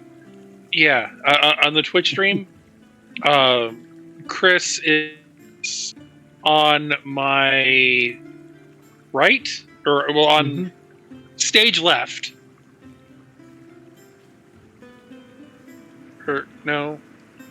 He's on my right. I'm on your Yeah, left, you're my stage. right. Yeah. If you're looking at Twitch, Chris is stage right, Cody is stage left. Yeah. And you're right in between it. Yes. I had to take off my glasses because I started tearing up at some point in that. Okay, well. So if Delmont doesn't need me for anything, I might go. Want to go watch me wrestle a lion? Yes. I need to go find a quiet cry. I'm gonna wrestle it into submission so we can give it belly rubs. That's the plan. If it helps, I do have control flames, by the way. So if we wanted to go north, we could try to start pulling some of the fire. If you're going to wrestle this lion, I'm going to take measurements of your hand. We don't have to wrestle the lion. I can talk to him. So can I. Doesn't mean he doesn't want to wrestle the lion. I was just about to say that, but I still the lion is strong. I'm not telling what that poor lion's been through being part of that circus. We could let him wrestle the lion until it looks like it chomped, and then we'll talk to the lion and save him from getting chomped. Match. You can talk to it. Yeah. He just wants to wrestle the lion for the sake of wrestling a lion. I wrestled a lion.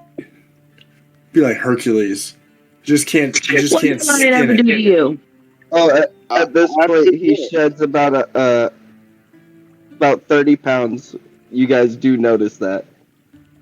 I'm gonna have to admit at some point, if Chad doesn't wrestle a lion, I'm gonna be disappointed. But tickets. It sounds like Gaia is going with Alia and Chad. Yeah.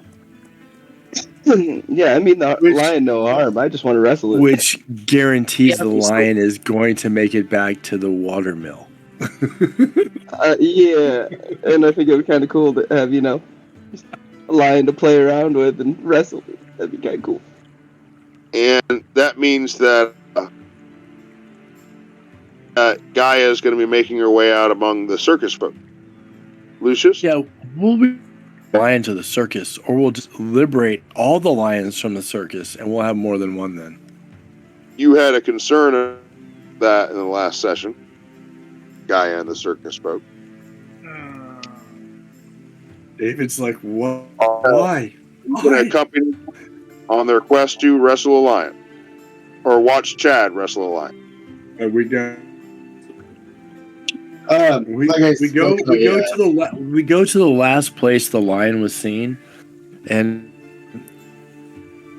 I guess I'm gonna look to see if I can find any tracks, and then we're gonna head off in the direction that you follow the tracks. If Delmont would like me to stay to assist with anything, if you want to go with them, because I'm just now planning large scale implementation of my work. You've got Kythos there, just and somewhere. I get to try to devise this pump system that a model of this pump system that Judge was talking about.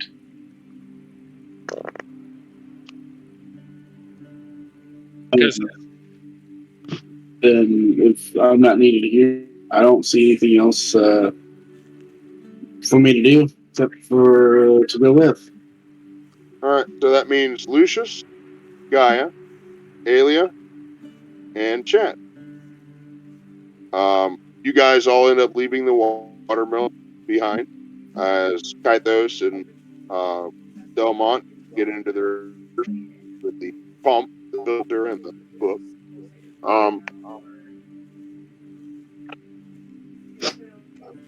You start making your way over to where the lion was last seen, you said.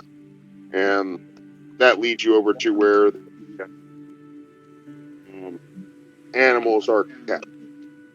Over there, you're looking for anything that may be lion related, and you see people coming across the bridge that have come across the bridge with a wagon, and they're stopped there talking about some sort of encounter with a beast across the river on the way to Red Clover Field.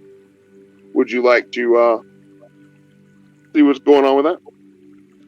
Yes. Okay.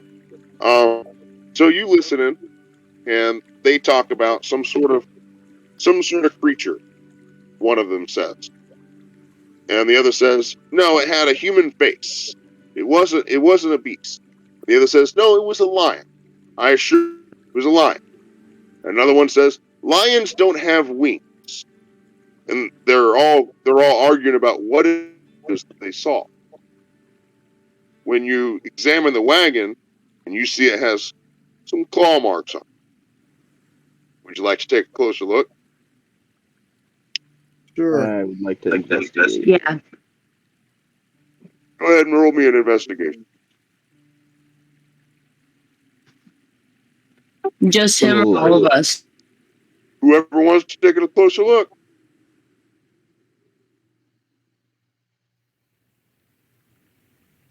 My And dice let me are know across the room. Can somebody roll for me? Yeah, I get him. Never mind. I get it. Who's investigating? Chad. I am. And what?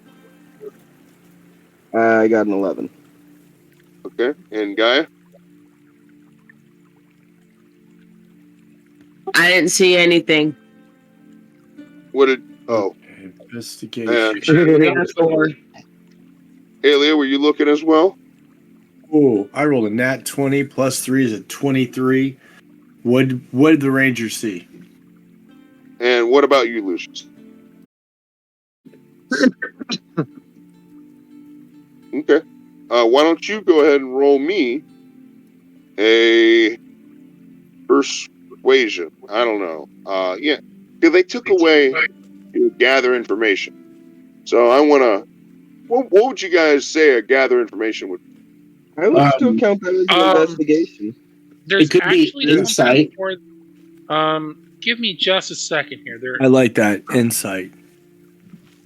Inside would probably be Yeah.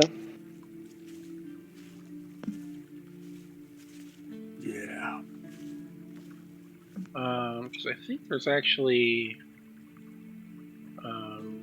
My vote's insight.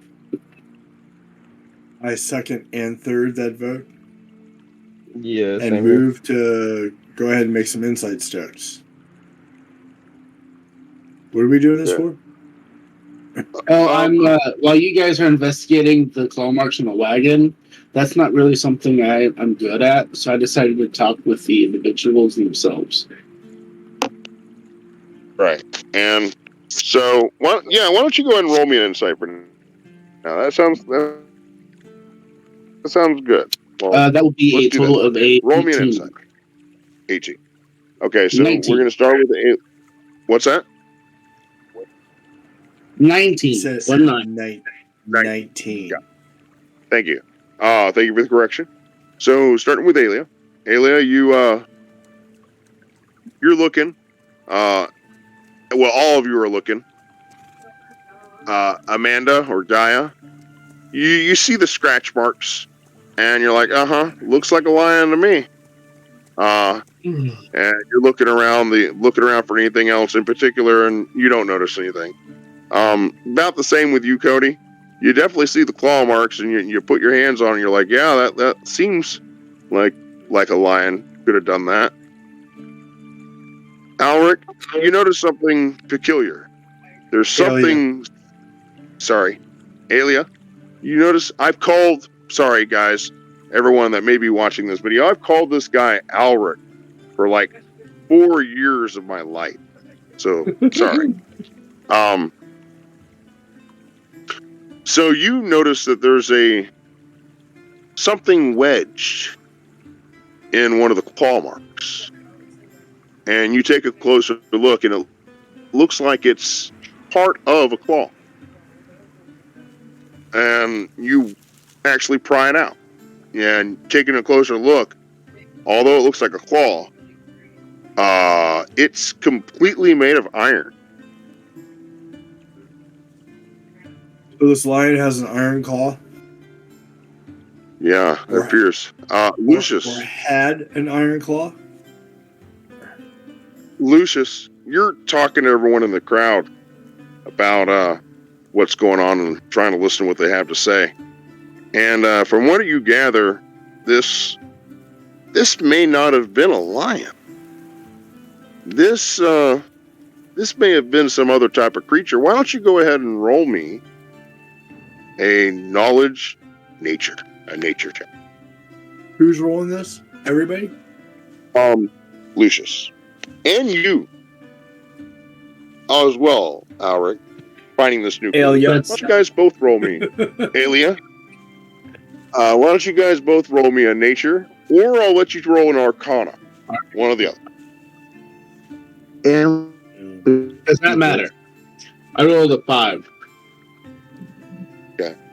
And then a nat 1 for arcana. I don't think you. Definitely some kind of creature, but you're doubting it was a lion. You're not sure what it was, though. I have a feeling. I think it's mass hysteria. Like they're all just like saw something, and they're just like making crap up out of the hysteria of it all. Yeah, but the circus is missing a lion. Yeah, but they're talking about wings. They probably saw. They might have saw a lion, but and mistaken it as something. Or it could have been a manticore. Don't they have lion heads and wings and all that kind of shit? Well, what did your check come up? I rolled a 12. 12. Total? Yes. You do remember something about a creature with iron-like claws. That does meet the description of what they were talking about. And no, it would appear to be a lion with wings and with a human-like face. And it is, in fact, what you just said, a manticore. This was no lion. This wagon was attacked by a manticore, you're certain. Well, in that case, if we're hunting a manticore, then we're probably not going to wrestle it, and we're probably not going Being to take right it back there, to David's you place. lose We're on your own. probably Being a gonna good take care D&D of it. player, knowing your yeah, What? it's good. Coming up that within your own. Good. So, So that information. they do fly, making tracking them kind of difficult. So now you got a lion and a manticore. Hey, Why not both? So what are you doing with that information? Are you sharing your wisdom? yeah, I'll share the info with the rest of the party, with those that are here. Do we know what a manticore is, or like anything about a manticore? Let's find out. Roll either an Arcana or Nature.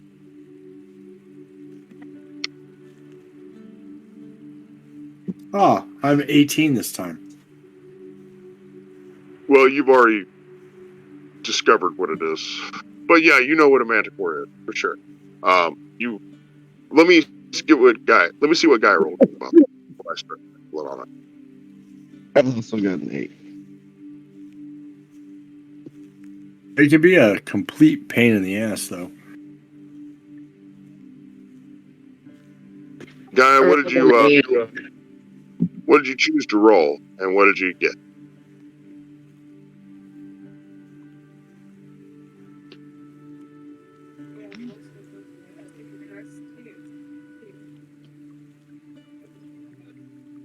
She's right below me, and then Matt's diagonally right there. So they're next to each other right here. Amanda, are you still rolling? Yeah, I rolled an 8. Okay. So you're not certain what a manticore is. You're like, no, that doesn't ring a bell. Aelia. I got the name right. Aelia. You're familiar with at least what a manticore is. This is no normal creature, no normal animal. It's kind of akin to a chimera, isn't it? It's just a amalgamated creature. It's magically a magical construct. They say that they were made the same way. Yeah. From the same demonic lore that made the chimera also made the manticore. And the manticore eats iron as much as flesh. And they will converse with those if they are full. And wager or make a bargain with them and their weight in iron for their lives. Do they speak common or do they speak animal? They speak many languages, including common. Yeah, they're actually pretty smart. Okay. They are very intelligent creatures and very deadly adversaries. They have iron spines and iron claws, iron teeth, and they chew through iron as one does anything They tend to be evil too. Very much so. Yeah, you know a little bit about manticore. Then maybe before getting this guy, we should get a bunch of iron to offer him so we can talk to him. I think we'd be better off killing it. I'm sure Delma would appreciate that. Talking to it or killing it? Giving it a bunch. Aren't we about to erect a metal tower, and it's probably going to be made of iron, and this thing is going to be like, oh, look, all-you-can-eat buffet. I think we need to kill it. So, just saying. Have any of you ever heard of a module, an old D&D module called White Plume Mountain? There is this interior of like the final room is this freaking hella horrible maze. And one section of the maze, you're going to fight 2 fucking manticores. And then another section's in the water with sea lions in it. And not like your normal like earthly sea lions, like actual sea lions. There's a freaking pain in the When ass. they say sea lion, it's like a lions with, yeah. The front is a lion, the back is like a mermaid or something. A merman. Oh, no, I'm good. Yeah, the back is like a walrus. Yeah, they're a pain in the ass. But I'm gonna do Are they evil? very much so. They're talking about the manticore, and they have the lion tail is barbed and has these spikes that fly off of it that poison on it. We'd be better off hunting this thing down and killing it. And it's just gonna keep wreaking havoc with the people. Yeah, especially with people traveling, it's like an all-you-can-eat buffet, as Cody said before. David's like, well, at least he's not gonna bring that one home. I thought about it, but that's a lot of yeah. That was the first thing I thought about was big robot. It's a good thing we didn't bring it with. The big robot's with me. Or terrible tragedy, because that would have been perfect trap lure. Good bait. So, Alric, Alia. Alia. See, I'm back to You it were again. fine. You were fine saying Alia 2 weeks ago when he wasn't here. All I have to say is, Chris, next time you make a character, I request that you start with another letter than A. Yeah, the only reason she's this way is because it's that character's daughter, but that's fine. Yeah, it's very similar. And so my tongue just naturally goes, Alric, Alia. Okay. It's not, Alia. I did it on purpose. Thanks. That's with the DM. There you go. That's what our friends for. Yeah, right. So you now I lost my train of thought.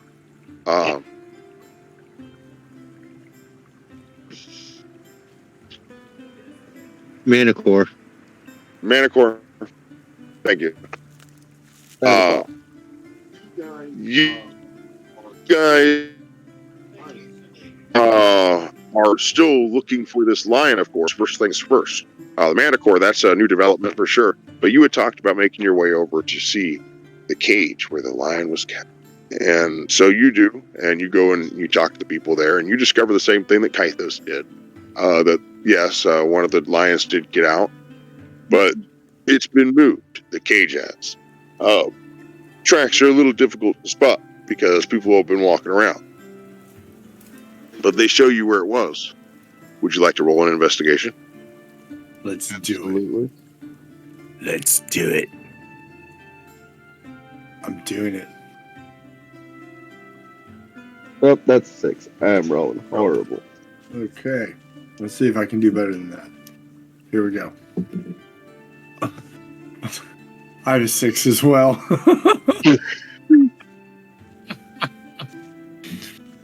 I'm pretty sure there was a lion in this cage once upon a time. The first part is I'm proficient in this too. What was the total you said? We both rolled a 6. That's 12 It's difficult to make out with all the tracks and everything of other people moving stuff around and the cage, and yeah, it's just too much. So, are any of the people that handle the lions around here? Yeah, there are a few of them. So Gunther what's the is Gunther? His name's Gunther. Gunther. He shows you where his name's Gunther. He's the one that kind of showed you where the lion cages were, and you find him, and he's like, "How can I help you?" Alia, was it? Yeah, Gunther. What exactly is the name of your missing lion? Oh, Sue. They call it by its name? You would hope so. I call it Sue. Call it what? Sue, as in Susie Q. I thought you It's a said girl. soup for a second. I thought he said stew at first. I'm like, what? Lion stew? It's Sue, as in Susie Q. Baby, I love you. I like to sing to the lion. Which way was the cage facing? He says he doesn't really remember. A lot's happened since then. I want to say it was facing into the town. All right, so based on where the circus is right now, is it near where there would be an area to go where the lion could have gotten into the woods? Well, it could. Lions don't normally swim, so it probably would have taken the bridge. But I think people would have noticed that.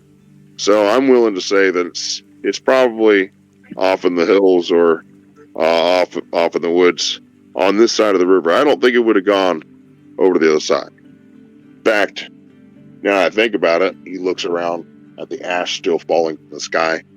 I myself been thinking about getting out of here too. Where the circus as a whole, regretfully, I think they're thinking about moving on, but they don't want to leave everyone without a shelter. They're all now. So if you guys pack it up and leave, and we find the lion, what do you want us to do with the lion? Well, look on David's face. Well, if he's gone, and I find it myself. I hate the idea myself of leaving a lion, but if it does exit out into the wild, make its own, then good for her. But if you do come across a lion, maybe you can find us in a lawn, and you can make your way there. I hear that we're making our way down there next. How far away is Alon? Is that like a couple days travel? It would be a few days travel. Yeah. So, now I have a question for you. Let's say we find your lion. We locate Susie Q. And we find a way to transport this lion multiple days travel over volcano damaged terrain and so forth to the next town, and you're still there when we get there. What exactly is the payment for returning a lion? Well, as much as I know, nothing's for free. I know, so just wondering. Indeed, that something like that would be worth a lot. It's worth a lot to me. I myself would pay you at least 100 gold for your trouble. So if I was going to buy a full-grown, I'd take it as a full-grown mature lion, male or female? It's a female lion, right? It is a female. Well, that's a bonus. It means it's not as big as a male, which is all right. But is this a breeder? Do you use this lion for breeding? She mostly does tricks, but yeah, she has been used for breeding in the past, but no, not anymore. She's a little old for that. Oh, I got that. So if I was going to buy a lion, what am I looking at price wise? Oh, I could buy a lion for 100 gold. No, it'd probably cost a bit more than that. I couldn't say exactly how much, but there are exotic animals. Upwards what you doing? Thousands, I'm sure. Could I roll an insight to see if he actually knows the price and he's just trying to hold it back? I'm going to go back into my room. He definitely knows the price, and he's definitely holding it back. Or if it's even actually the lion. Background, I feel like I am proficient in this type because of I'm thinking that thing. The lion is probably worth more than 100 gold. No, way more. Well, you're not buying though. You're not buying it. You're being rewarded for bringing it back, and it's not even like a reward. He said that he would personally be thankful and give you 100 gold. I mean, considering female lions are the more dangerous of the, females are the more dangerous ones. They're the ones that hunt. Yeah. The male just kicks the shit out of other males that do, like, barter for territory. Right. The females are the ones you're going to have to deal with. So, yeah. And she's older, which means she's not. She'll take that bullshit.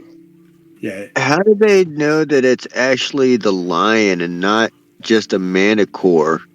Like, how do we know that the manicore actually attacked the cage and didn't break out? Because with everyone talking about lion, they're just like, oh yeah, Okay, it's lion. so a The manticore. manticore was not involved in the lion escape. Yeah, the lion and the manticore. There's no mistaking the manticore for a lion. They wouldn't have had a manticore in here and go, "Hey, look, we think that's a lion." The wings and the wings and the tail. would And the kinda give it head of a away. human on a manticore. Yeah, the face too. Oh, Yeah, because yeah. a lion. Yeah, because you're not going to have a lion. It's like, hey, look, here's a lion. The lion will, and pointing at a manticore, say, "Here's a lion." The manticore is not, going to say, "Yeah, I'm a lion." It's going to say, "No, I'm not." And then the manticore would look over and go, "Roar." and the moment that it speaks, it's like, Roar. that's not a lion. It looks back at you with the face of like Timothy Dalton. I am definitely a lion. And the manticore look over and go, "Oh no, I'm a lion. Yeah, I'm a lion." Growl. But now that you are back, can I roll an insight to see if he actually knows the price of it and he's just withholding? Because this is a fully trained older female. It's got to be worth more than that. My rolls are horrible. 7. Again, something I'm proficient in, and I still roll low. Well, that was me last week. Gunther, if we locate Susie Q, and we have the means and the ability to bring it back to you,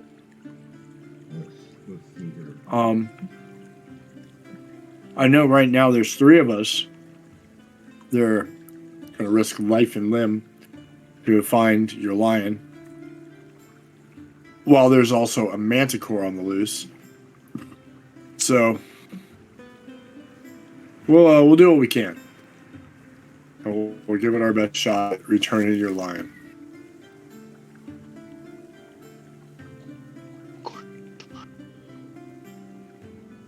I'm glad that you rolled kind of low there, Cody, because I could find the price of rice, beer, a wagon, horse, even a dog. But here I am looking and looking. It's like they excluded a lion from the list of like equipment. It's funny. Damn it. At least I know, something that'll stump you in future, so I can try and roll that again at some point. Like, now you gotta figure it out. And I will. It's probably some kind of exotic animal. I'll figure it out at some point. I'll probably figure it out before the end of the session. No, we only got about 30 minutes. But no, I'm pretty sure he's just, he probably knows more about it than you do. He says it could be upwards of 1,000 gold, maybe more. That's my thought was something between 500 and 1,000. Based on the age of the lion, and if it was like a big giant like African style lion, or if it's like a mountain lion of some sort. So It's a big ass lion. Yeah. So there's an important detail that only 2 people would know. Neither one of them are with you, as Delmont is back at the watermill, and Willow is off in the Fae. All right, and that so is that the lion that Willow apparently helped escape did not look like a female. All right, so at this point, if the lion had gone into town, then we would have heard about it. There would have been an issue. People would have said stuff about a lion in town. So we're going to head the other direction toward the hills and the forest. And yeah, Cody, if it's not a female lion, then they have I've just got a question. So before we left, we all had the conversation that we were leaving for the lion. Would we have exchanged that type of information and the accounts of it? And because they know, and it was just us in the area, so would that have been a conversation that we would have had? So then wouldn't it have been common knowledge that we had known it's obviously not a female? Well, Delmont never disclosed that he or Willow had anything to do with any said lion. Okay, that's what I was checking. Delmont, bad. That's all I wanted to clarify real quick. He pleaded the fifth. Character reference. He's like, I ain't saying nothing. Hey, Delmont tried hard and failed hard to keep Willow from doing something incredibly stupid. It just happened at the exact moment that the cage was opened. The town, our neighboring town kind of exploded. So Victim of the circumstances. Gotcha. So Dell has had a lot on their mind other than there's a lion running around, because I'm trying to make sure that all of the people in this area don't die. Gotcha. From lion, manticore, or volcano? Mainly Volcano. I don't think he knows about the manticore yet. No. I think that would take priority because most of his workshop is, iron. Iron Forge, Iron Bot. The look that just crossed your face. I'm sorry, buddy. That was. Well, now, the thing with a manticore is they can be reasoned with. I'm not saying they can't, but you got a lot of iron. That's appetizing. Maybe. You can definitely buy your way out. Oh, yeah. Oh, yeah. All right. So, what are we doing now? We want to head towards the hills and check a little bit more. See if we can get some better rolls and track this sucker down. Well, hunting lions. Be very, very quiet. Okay. It's agreed. You guys are making your way south into the hills. Right? Sure. Okay. So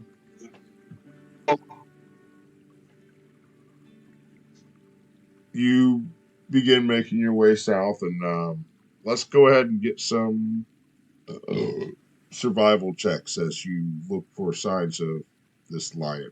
Sorry for the burp.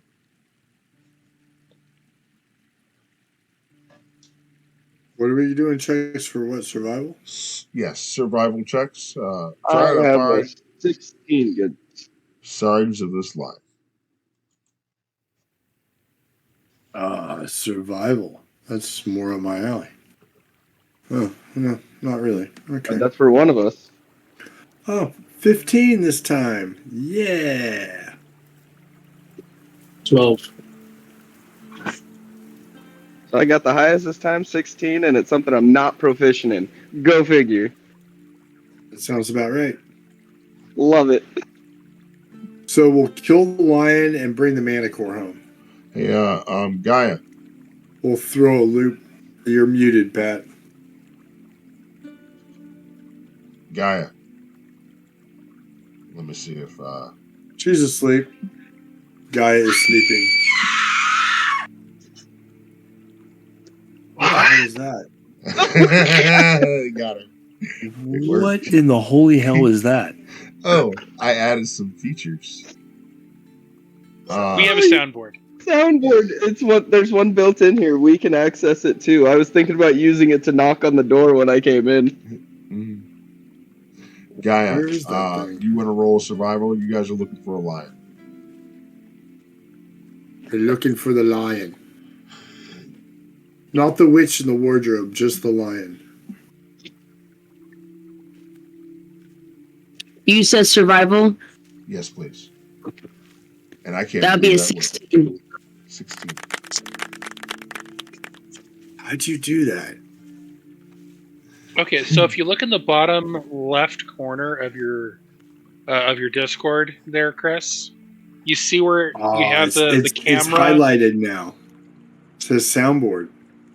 Yes. Oh.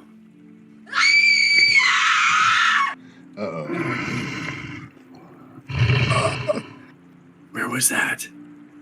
What were you saying, Amanda? I'll let you guys explore with this thing. Most of you are discovering it for the first time.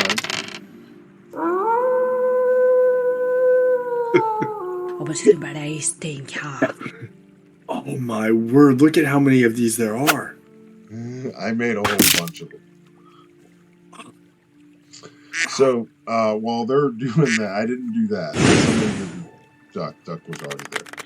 Amanda, Alia, Chad.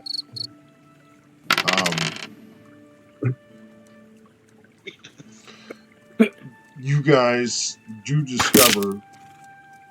Okay, I'm gonna have to ask that we stop. Oh, I'm sorry.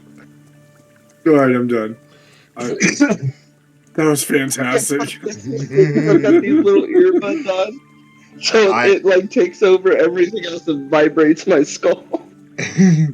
I do suggest to you guys utilizing them in combat, different scenarios. When you make that fateful hit, go ahead and shine it on with a little clang, clang, clang, or whatever you want to do. You guys do see. I mean, I'm playing a girl. I'm playing a female, so every time I get scared, I'm going to hit that girl scream. I look forward to that. I bet. And I'm sure our viewers will too. So you guys do find traps. His face was priceless, though. You guys do find traps. They seem to be headed south into the wilderness, into the hills, and into the forest. Let's go. Okay. Over the hills and into the forest. Not to grandmother's house we're going. You guys travel for several hours. Okay. This lion's got a head start on us. Let me go ahead and get a D8 and a D12. I got you on that since I'm not involved. All right. That's a great idea. That's perfect. I like that idea. Yes.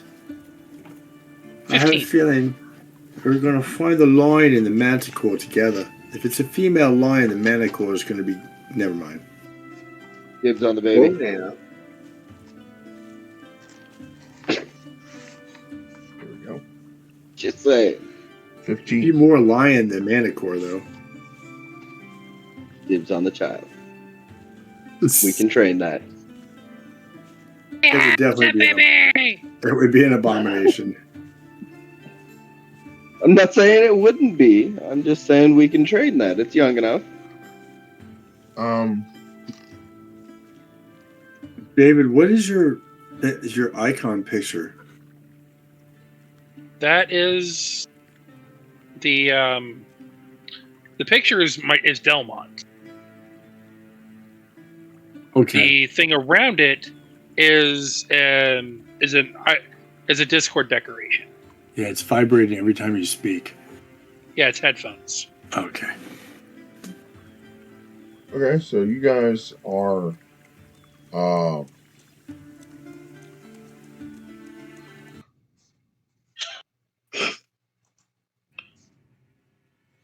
tracking this lion, following its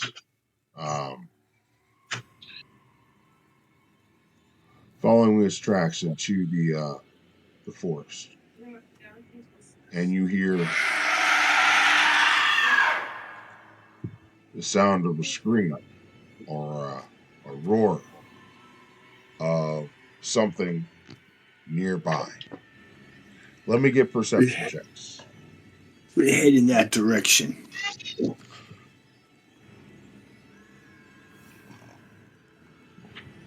Perception? Oh, no, I have that proficient in that skill. That's all mine. I got a 10. Gaia, we're about 18. to get off in about 20 minutes.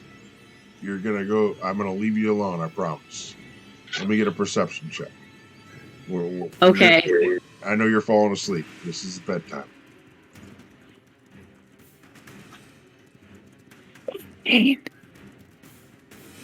My kid didn't let me take a nap earlier. That's why. No, you're fine. You're perfectly fine.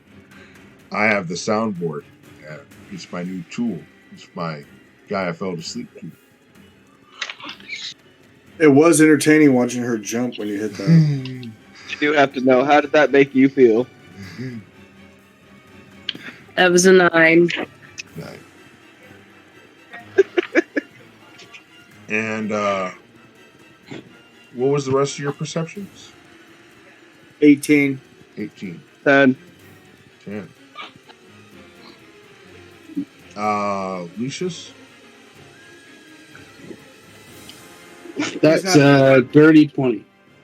Oh. Lucius and Alia, you see what looks like a tall humanoid, almost a giant. Long claws, green skin, gangly. But it's a troll. It's a troll. You see a troll. Coming out from behind the trees. Let's roll initiative. It's always got to be a troll. Why can't it be something easy like orcs or bugbears or a hill giant even? But a troll? I got a 12. It's technically a giant. Are you going to call out for initiatives? Okay. I want to scream, but I'm not going to do it. Because there's only 4 of you, let me get your initiatives. 22. 22. 23. 23. 21. 21. Yeah, we're going to fuck this troll up quick. Unless we all I got miss. a 12. Hey, Delmont. Kythos. Roll me some initiatives. Okay, hold on. 22. 22.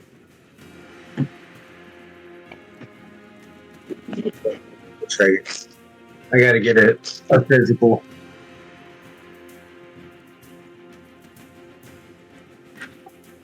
Lucius and Delmont need to re-roll. They both rolled 22s. No, don't worry about that. I got this.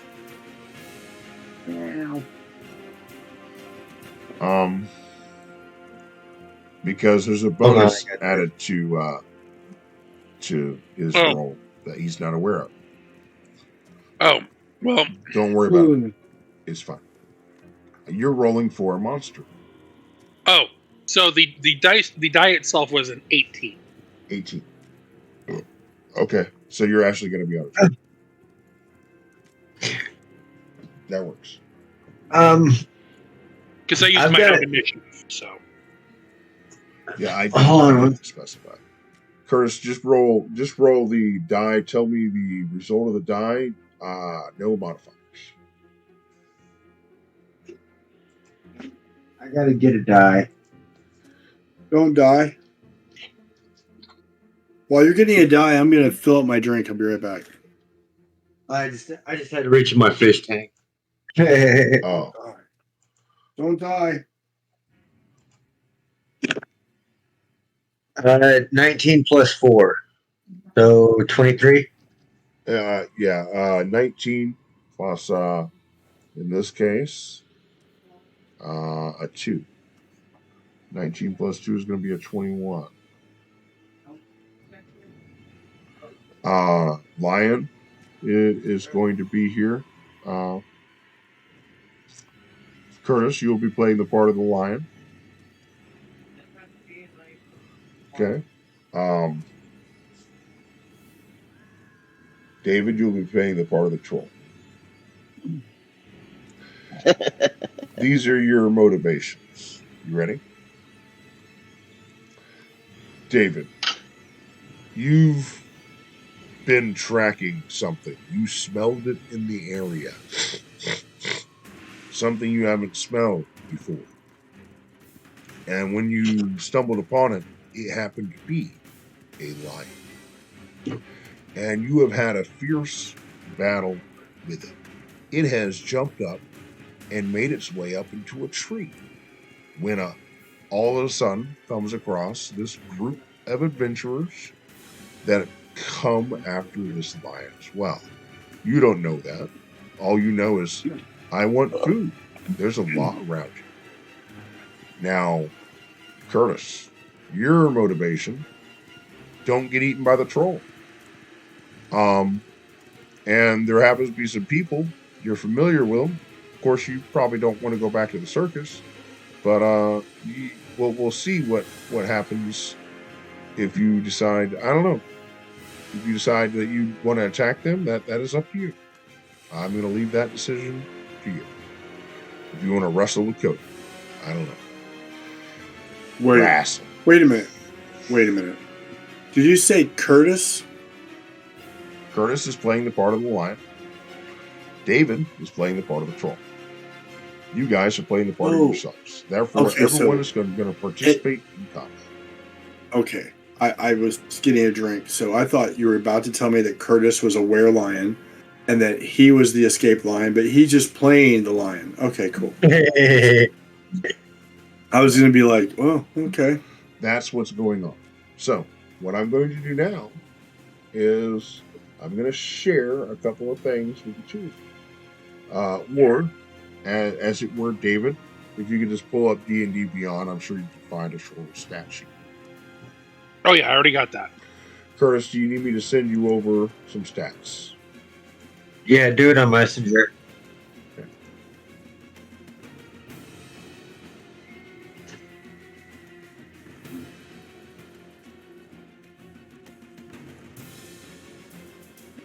And this is just a straight garden variety troll.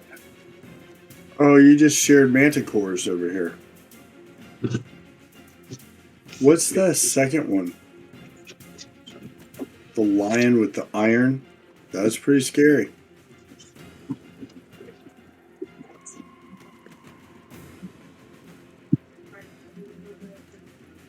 Okay. All right, Curtis. Are you on? What would you like me to send it at? Send it to my messenger. Okay. Facebook Messenger. No problem.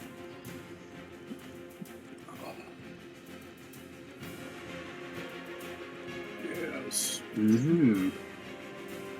I apologize for the rocky setup. But this way, you all get to participate. Yeah. You know what the best part is? Yeah. What? I really don't have to do anything. Yeah, because the things you would be controlling, it's other players are now controlling. That's right. So they can make it easy on us. That's I am just the referee. So, with no further ado, Alia, you were up first. No, I take that back. Lucius, you were up first. Your turn next. But yes, it is your turn next, Curtis, after Alia. And then it'll be Gaia. Gaia, you're going to be going immediately after the lion. Okay? You guys have the same initiative. They have a higher dex. Then it'll be the troll. Finally, Cody. With no further ado, Lucius, it is your turn.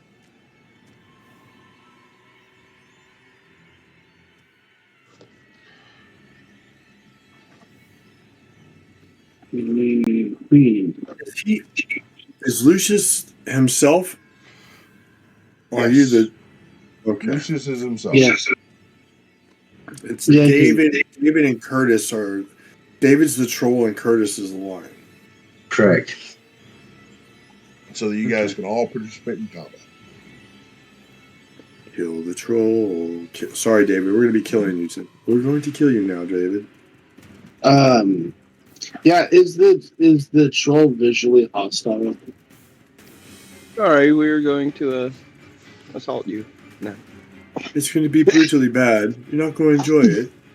David, The plan is to burn you down and cut you into little pieces. is the troll visually appearing hostile? Well, the troll is more focused on the lion in the tree. Also, Curtis, you'll notice I did not mention, hey, you guys see a lion in a tree. Because they don't. Right.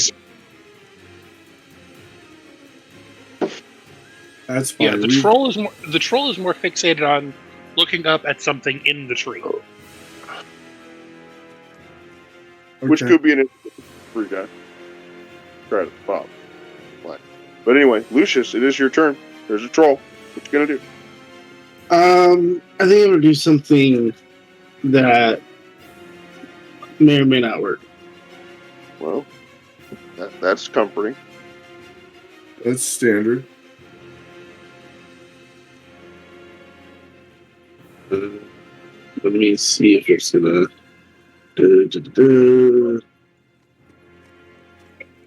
I'm gonna cast suggestion on the troll.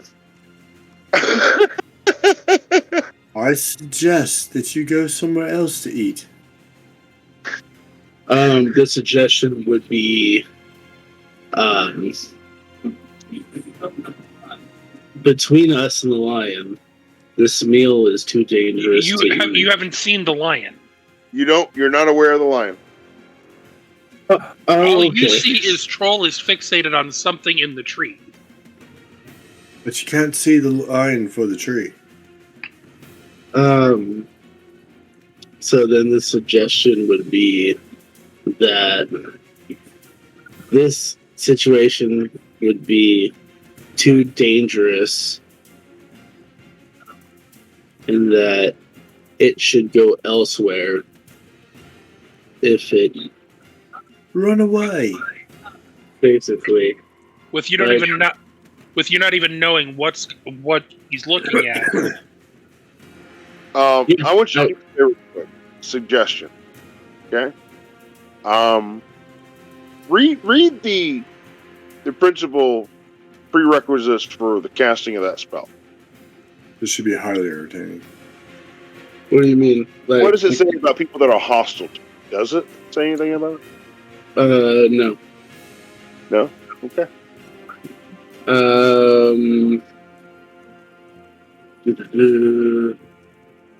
Let's see. It's just course of activity. Within range, I can understand you. You know something, Fo? You got his attention. David, correct me if I'm wrong. The troll does speak common. Nope. Nope. There's the cast 22. Okay. Well, then I guess the spell does nothing. It doesn't understand common. Yeah. I don't think I would know that. So, if you want to burn it, if you're going to burn a spell slot, burn the spell slot. Well, I said I casted suggestion. It is a really good idea. So that's it for me. So yeah, you use the spell, and the troll just kind of like you see him calmly walking up to you, all talking something. You don't know what he's saying. You're thinking he's saying, "Hey, I'm tasty. You should eat me."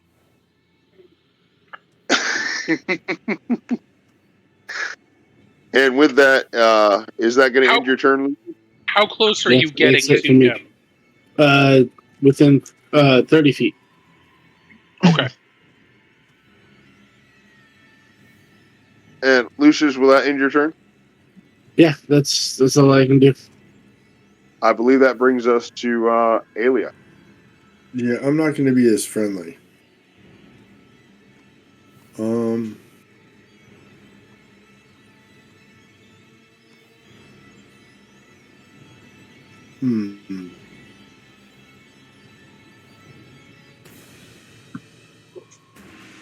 wonder if sleep would work on the troll. It matters about his hit points. It's at full health. Is it at full health? It is right now. I thought you said that him and the lion had already fought. Well, it regenerates every turn. It's at full health. Okay, I'm gonna shoot this mother effer. Let me just see if I can do this bonus action though.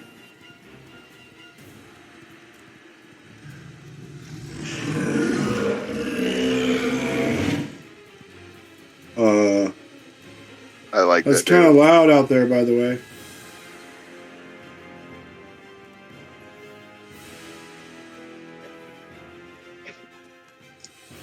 Are you shooting an arrow?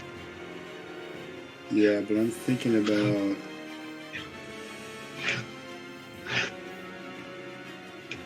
I didn't prep the spell today. I was gonna use Hunter's Mark, but I don't have it prepped, so I can't do that. So I shoot it. I'm gonna shoot it. All right. Make an attack, please. All right, I have a +6. It'd be a 14. 14 Miss. total. Unfortunately, your arrow shoots wide right, plunging into the tree. Sorry, tree. Is that going to end your turn? Sure. Curtis, you're up in the tree, and there's commotion down below. Some people are interacting with the troll. One's trying to talk to it. Another shoots an arrow at it, plunges into the trunk below. What would you like to do? I'm just gonna stay up in the tree, and as long as I'm not being attacked or anything right at the moment, I'm really not gonna do anything. Okay. That brings us to David. Well, Num. I've run.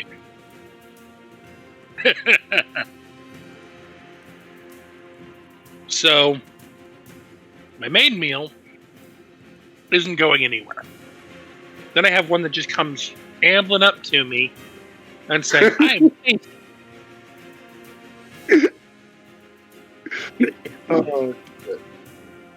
And I can move to enter. Since he is in my movement range, I am going to move away from the tree, approach said Omnom, and I am going to unleash my multi-attack. Oh, you don't like the fact that you just called us omnoms. No.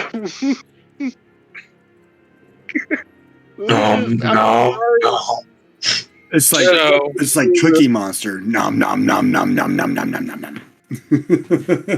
So that translates into whatever language it speaks. Food, I'm assuming. Yeah. Yep. That's it. So the bite is an 18 to hit. Lucius. Yeah, that hits. Okay. Brace for Lucius to die, guys. That is 7 points of piercing damage as it sinks its teeth into you. Okay. Lucius, ow. You said multi-attack, though. Mm-hmm. He has 2 claws. All right.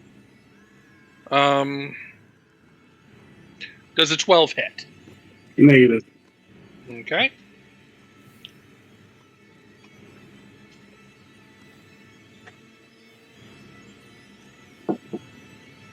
And a dirty 20. Okay.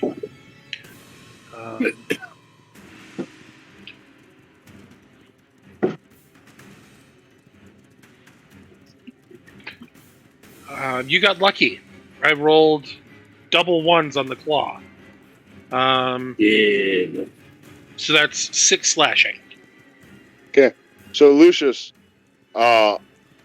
you come up, talking about, hey, chill out, dude. Just walk away. And it walks right up to you. And as you hold up your arm to fend off its bite, it sinks its teeth straight into your arm. And then you fight it back as it slashes down at you.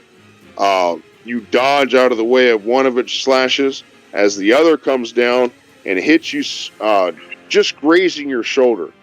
But it got you good for a total of, I think, 12 points of damage. So diplomacy didn't work. Now it's time for murder. Murder. That will bring us to, I believe, Gaia. Is Gaia here? Yeah. All right. Yeah. Gaia, Lucius is being mauled by this troll.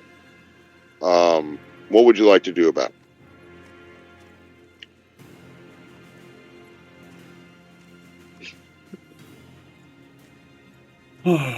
You are muted. I would like to mention I have nothing to do with him being mauled by a troll, other than the fact that I inserted the troll into the situation. But say, yeah, no, you had everything to do with it because you put the troll there. Did you give me that? You breathed life into the troll. There's the control DM's sound effect.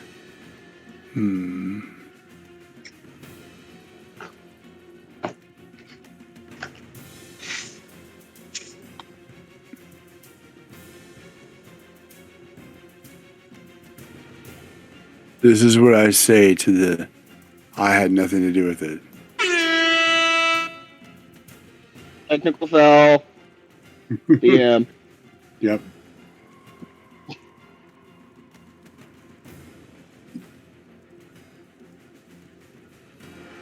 Come on, Gaia, hurt me. Huh? I said, come on, Gaia, hurt me.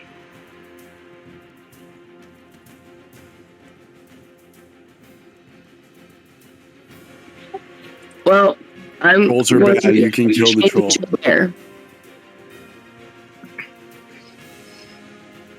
Okay, there's your bonus action.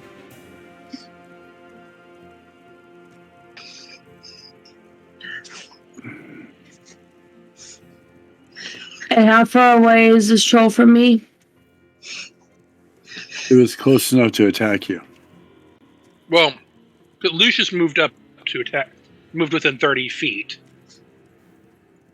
That's true. It's close enough to attack Lucius, so you can close and attack it. Or you could do something from a distance. It's within 30 feet. Sorry, I forgot I was.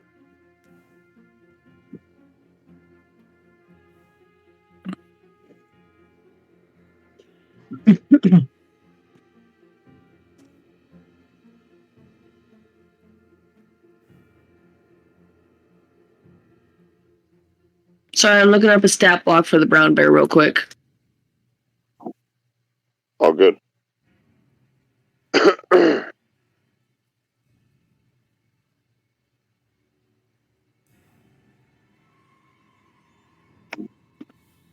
Cody, I have a feeling I'm going to see your first action in battle. I haven't seen you in Curse of Strahd yet. Every time I come to your initiative, you're like, I'm going to wait and see what happens. You've always rolled high. This time you rolled low. You've seen what's going on. I'm interested to see what you're going to do.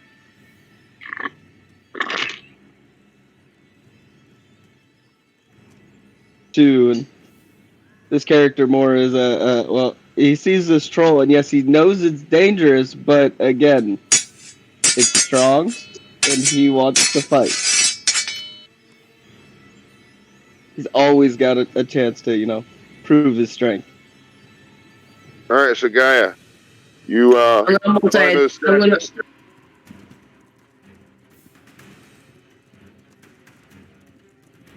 Do what? You find those stats yet? Yes, I'm gonna run up on him and multi-attack. Roll for it. How you like it?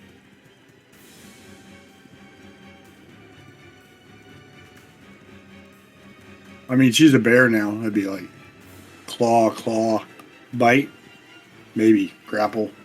It'd be pretty cool. I got a You could 15. bite the troll's head off. A 15 does hit. Yeah.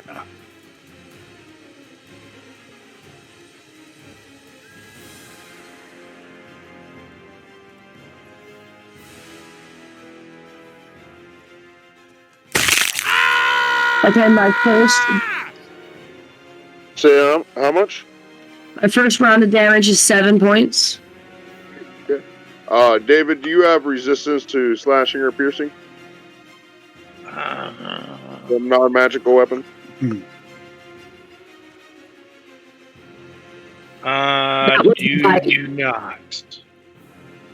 not. Okay, you're going to take 7 points of slashing damage.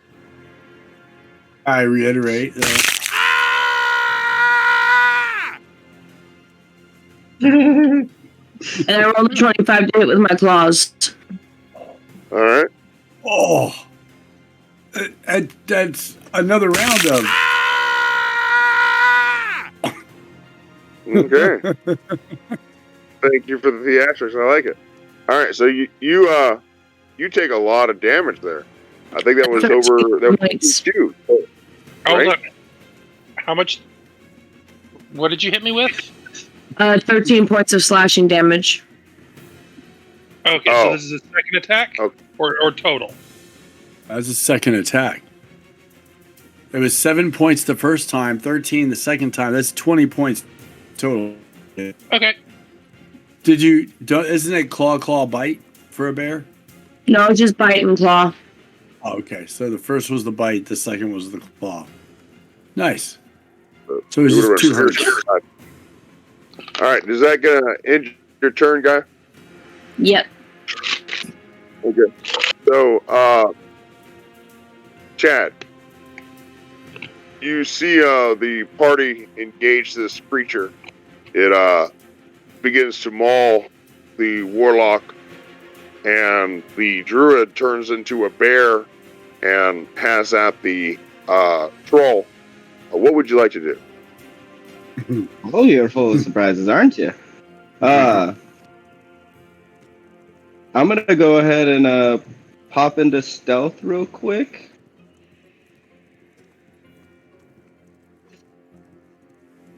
All right, roll for it. Not very well. 8. All right. Well, you are hidden technically for the moment. Mr. Troll, if you survive, we'll give you the option of coming back as a pet. You feel so sneaky. I didn't say that. You feel so sneaky. So where am I compares to what's going on? I'm obviously behind them. About how far? About 20 to 30 feet. David's like, we're killing the ranger, or the ranger's killing me. I'm gonna go ahead and move around so that way I can get behind the troll. Okay. You make your way around behind the troll, and what would you like to do? Roll for a sneak attack with my scimitar. Okay. Roll attack. 1 second. I got my screen divided, so I'm having some issues.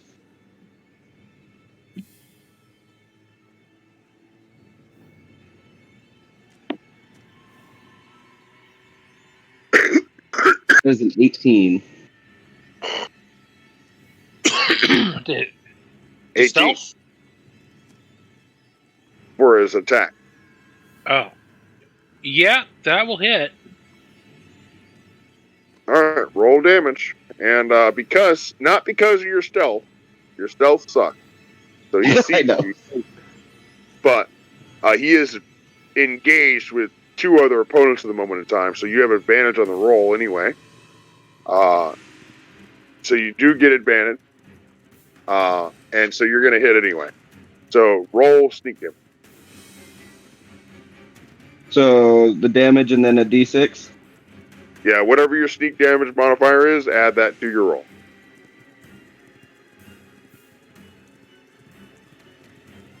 Two.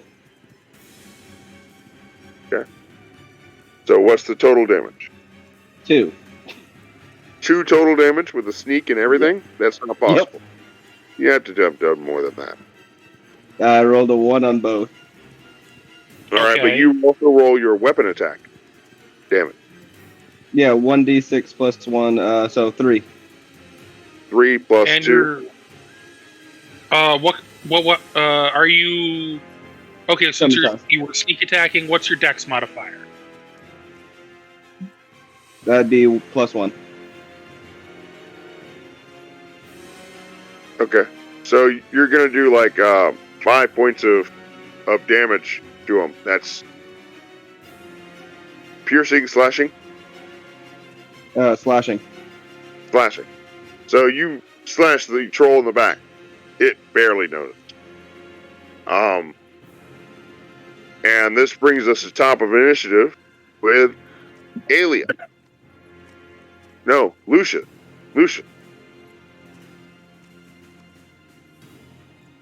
Yeah. Lucia, you're up. The troll is still on top of you. The bear is on top of the troll. And the barbarian rogue is on top of the troll as well. What?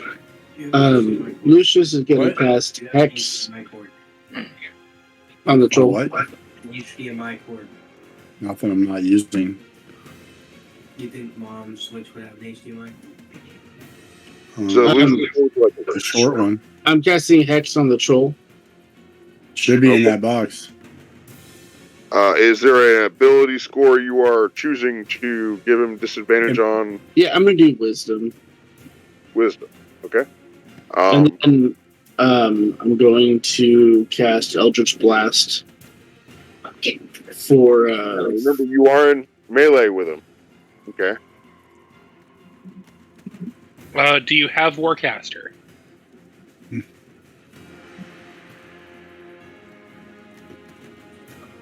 Because I believe casting in melee without it gives you disadvantage. No, I have Spell Sniper. Okay. So you can roll the attack with the Eldritch Blast, but it's going to be a disadvantage.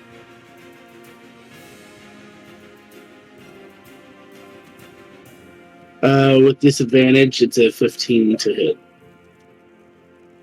Does that hit, David? Yes. Roll with them. That's 6 force damage with 2 fire and 5 necrotic for a total of 13. The big key word there is fire damage. So, David, with fire damage, does that negate you getting health back on your turn? Yes. I thought so. Lucius, is that going to end your turn? Yes. That brings us to Alia. Okay. What? Alia? Yeah. There is a duel going on between a troll, a warlock, a bear, and a very stout barbarian guy that seems like he thinks he's hiding really well, but he's not. I'm gonna magic missile the troll. All right, roll damage. And at what level? Well, I only have first level spells. I just want to make sure. Roll 3d4 and add your modifier. It should be 3 plus 3d4.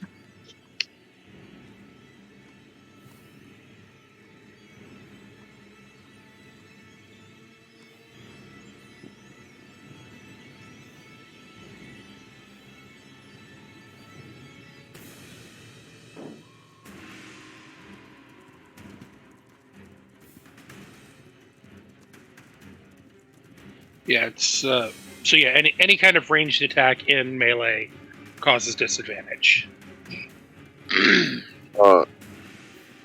Chris, 3d4 plus 3.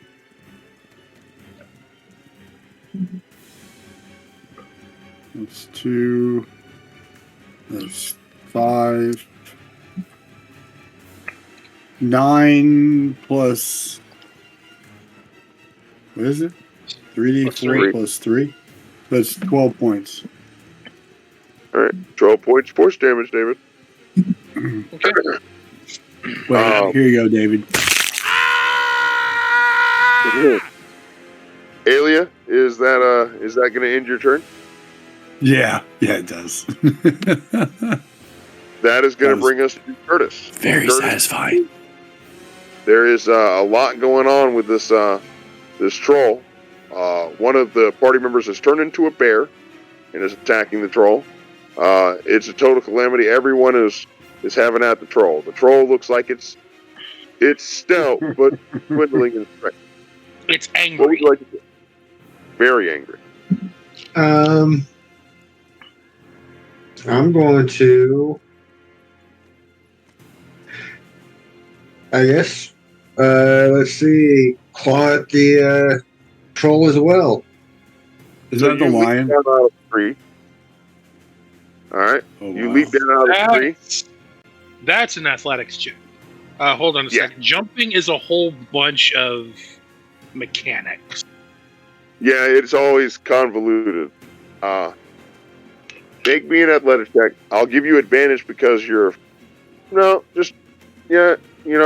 roll an athletics with your stat block from the lion. Hold on. I mean,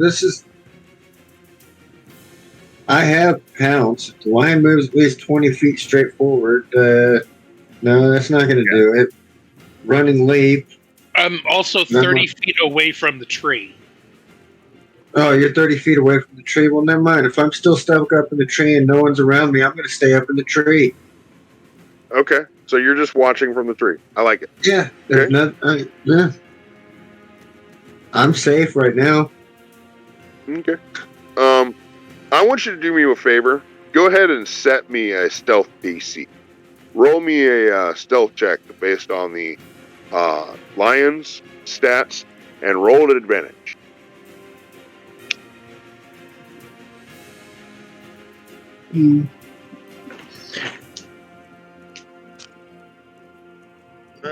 That one sucked. That one wasn't too bad. That's a total of 11. Okay. All right. And that ends your turn. That brings us to David, or the troll. Okay, so I have a bear on me, I have a surly midget on me, and I have the human as a chew toy. Yeah. And the human is the one that actually hurt me. But no one's really keeping score. I know who hurt me. Yeah. I know what between the bear, the bear, the barrel, and the chew toy. The chew toy is the one that actually made me hurt. So you're calling a bear a chew toy? No, I'm calling Lucius the chew toy. He's the one that lit him on fire and got him with a necrotic and hit him with force. Yeah, he's a problem. Oh, the force damage, no, it doesn't matter. Like, that came from Alia, that's fine. It was the fire from that fucking Eldritch Blast. Yeah. It's only 2 points of damage, right? That completely negates my regeneration. I just wanted to make sure I explained that it wasn't all the damage, it was 2 points. Right. 1 fire damage is all it takes with a troll. Yeah, I just wanted to make sure that was clarified. Other than acid. So yeah, that 1 point of fire really, really hurt. That 2 points of fire really hurt. So that's exactly. Once it happened, that's what I asked David. That negates your regeneration, doesn't it? For the turn, yeah. Like, So, time to multi-attack. Claw, bite. Going to go with a claw first. That's a 21 to hit. Yeah. yeah, I think that hits any one of these members. That is 10 points of slashing damage. Ow. Clawing a second time. 25 to hit. Ow. And then 15 more slashing. Oh, are you still up, Lucius? Don't worry about it. And now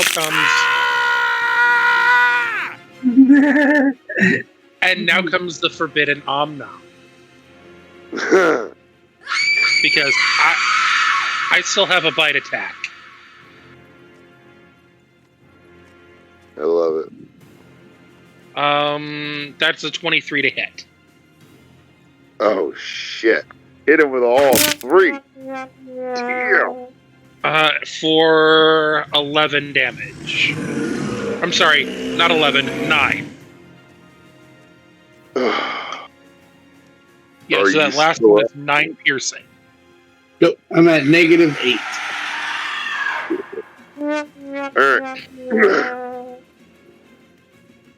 Alright. Is that going to end your turn, David? Yes. Matt. Matt, I believe Yeah. that brings us...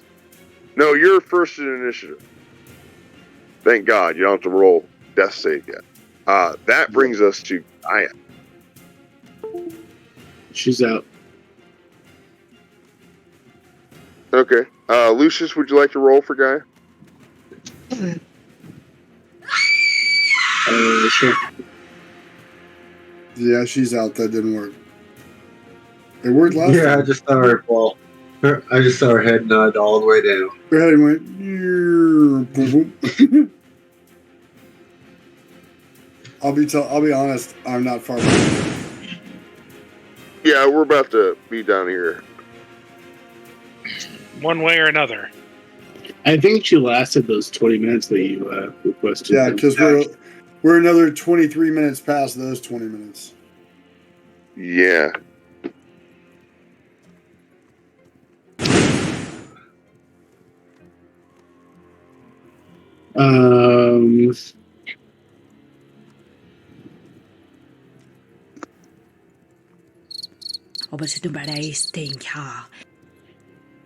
Well, let's see if you guys can finish up the 14 to 14 hit.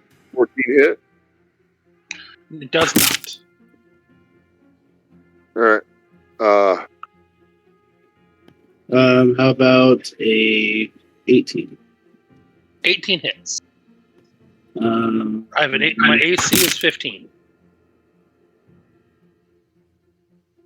That is 9 slashing. 9? All right.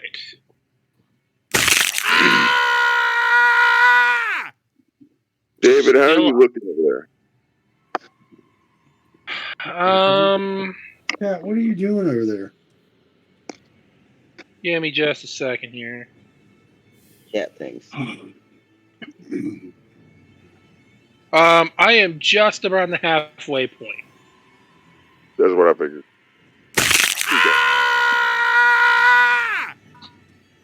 All right. Is That's that never gonna gonna get old. end Gaia's turn, Lucius? She's alive. Just The saw movement. sleeper has awakened. Is there a bonus action she can do or anything? Well, she's awake now, Um, and she's calling you she's alive. not sure. Your 20 minutes turned into 46 minutes. Sorry. Yeah, I know. No. We at 1 o'clock. I hate ending in combat. Nice. So if that's going to end Gaia's turn, we're going to get to Chad. Chad, this is going to be the last initiative of this combat. Okay, now I have a question. Does this troll got a club or anything on its hip? Has it got any equipment with it? Like, normally they have some sort of weaponry other than their hands sometimes. Well, its typical weapons are its claws and its teeth. Okay. But I'll ask you to roll me a percentage. You made a troll your background, David? So that'd be on D&D Beyond the D100, right? Sure. Yeah. Yeah.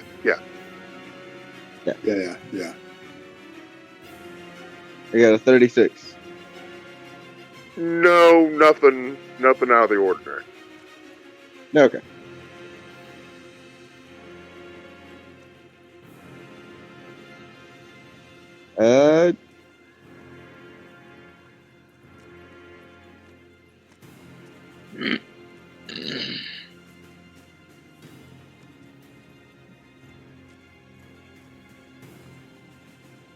Go ahead and drop my scimitar. I'm gonna rage, and I'm gonna grapple it.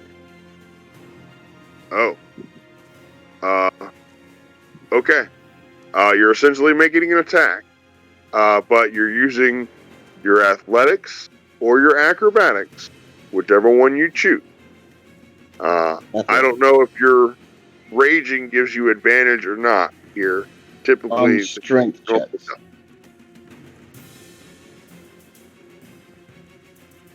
So, whichever one's greater, your dex or your strength. Currently. You have advantage on strength checks and saving throws, not attacks. +2 to melee damage with strength weapons, resistant to bludgeoning and damage. So, as long as you're using athletics, you'll get advantage. Okay, so roll again because that was an 8. Yeah, roll it again.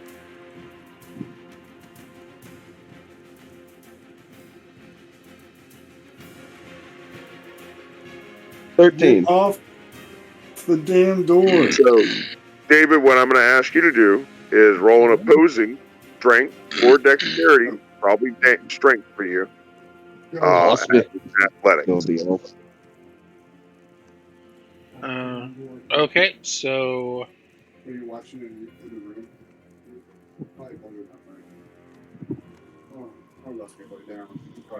So that is a 13 on the opposing strength check.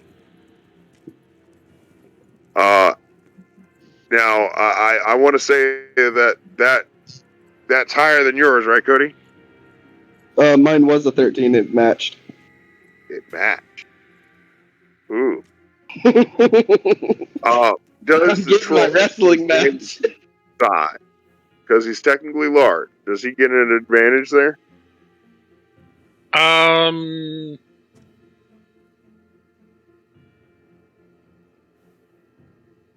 Give me a second. I'm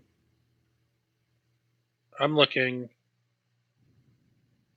Thank you, David. I'm outside. What does say the troll gets advantage?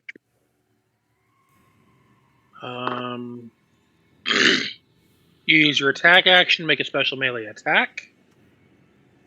The target must be no larger than one size larger than you, and must be within your reach. I am large, so that works. Take your ass down the hole. You make a grapple check instead of a strength roll. Athletics check contested by strength or athletics. Target chooses the ability.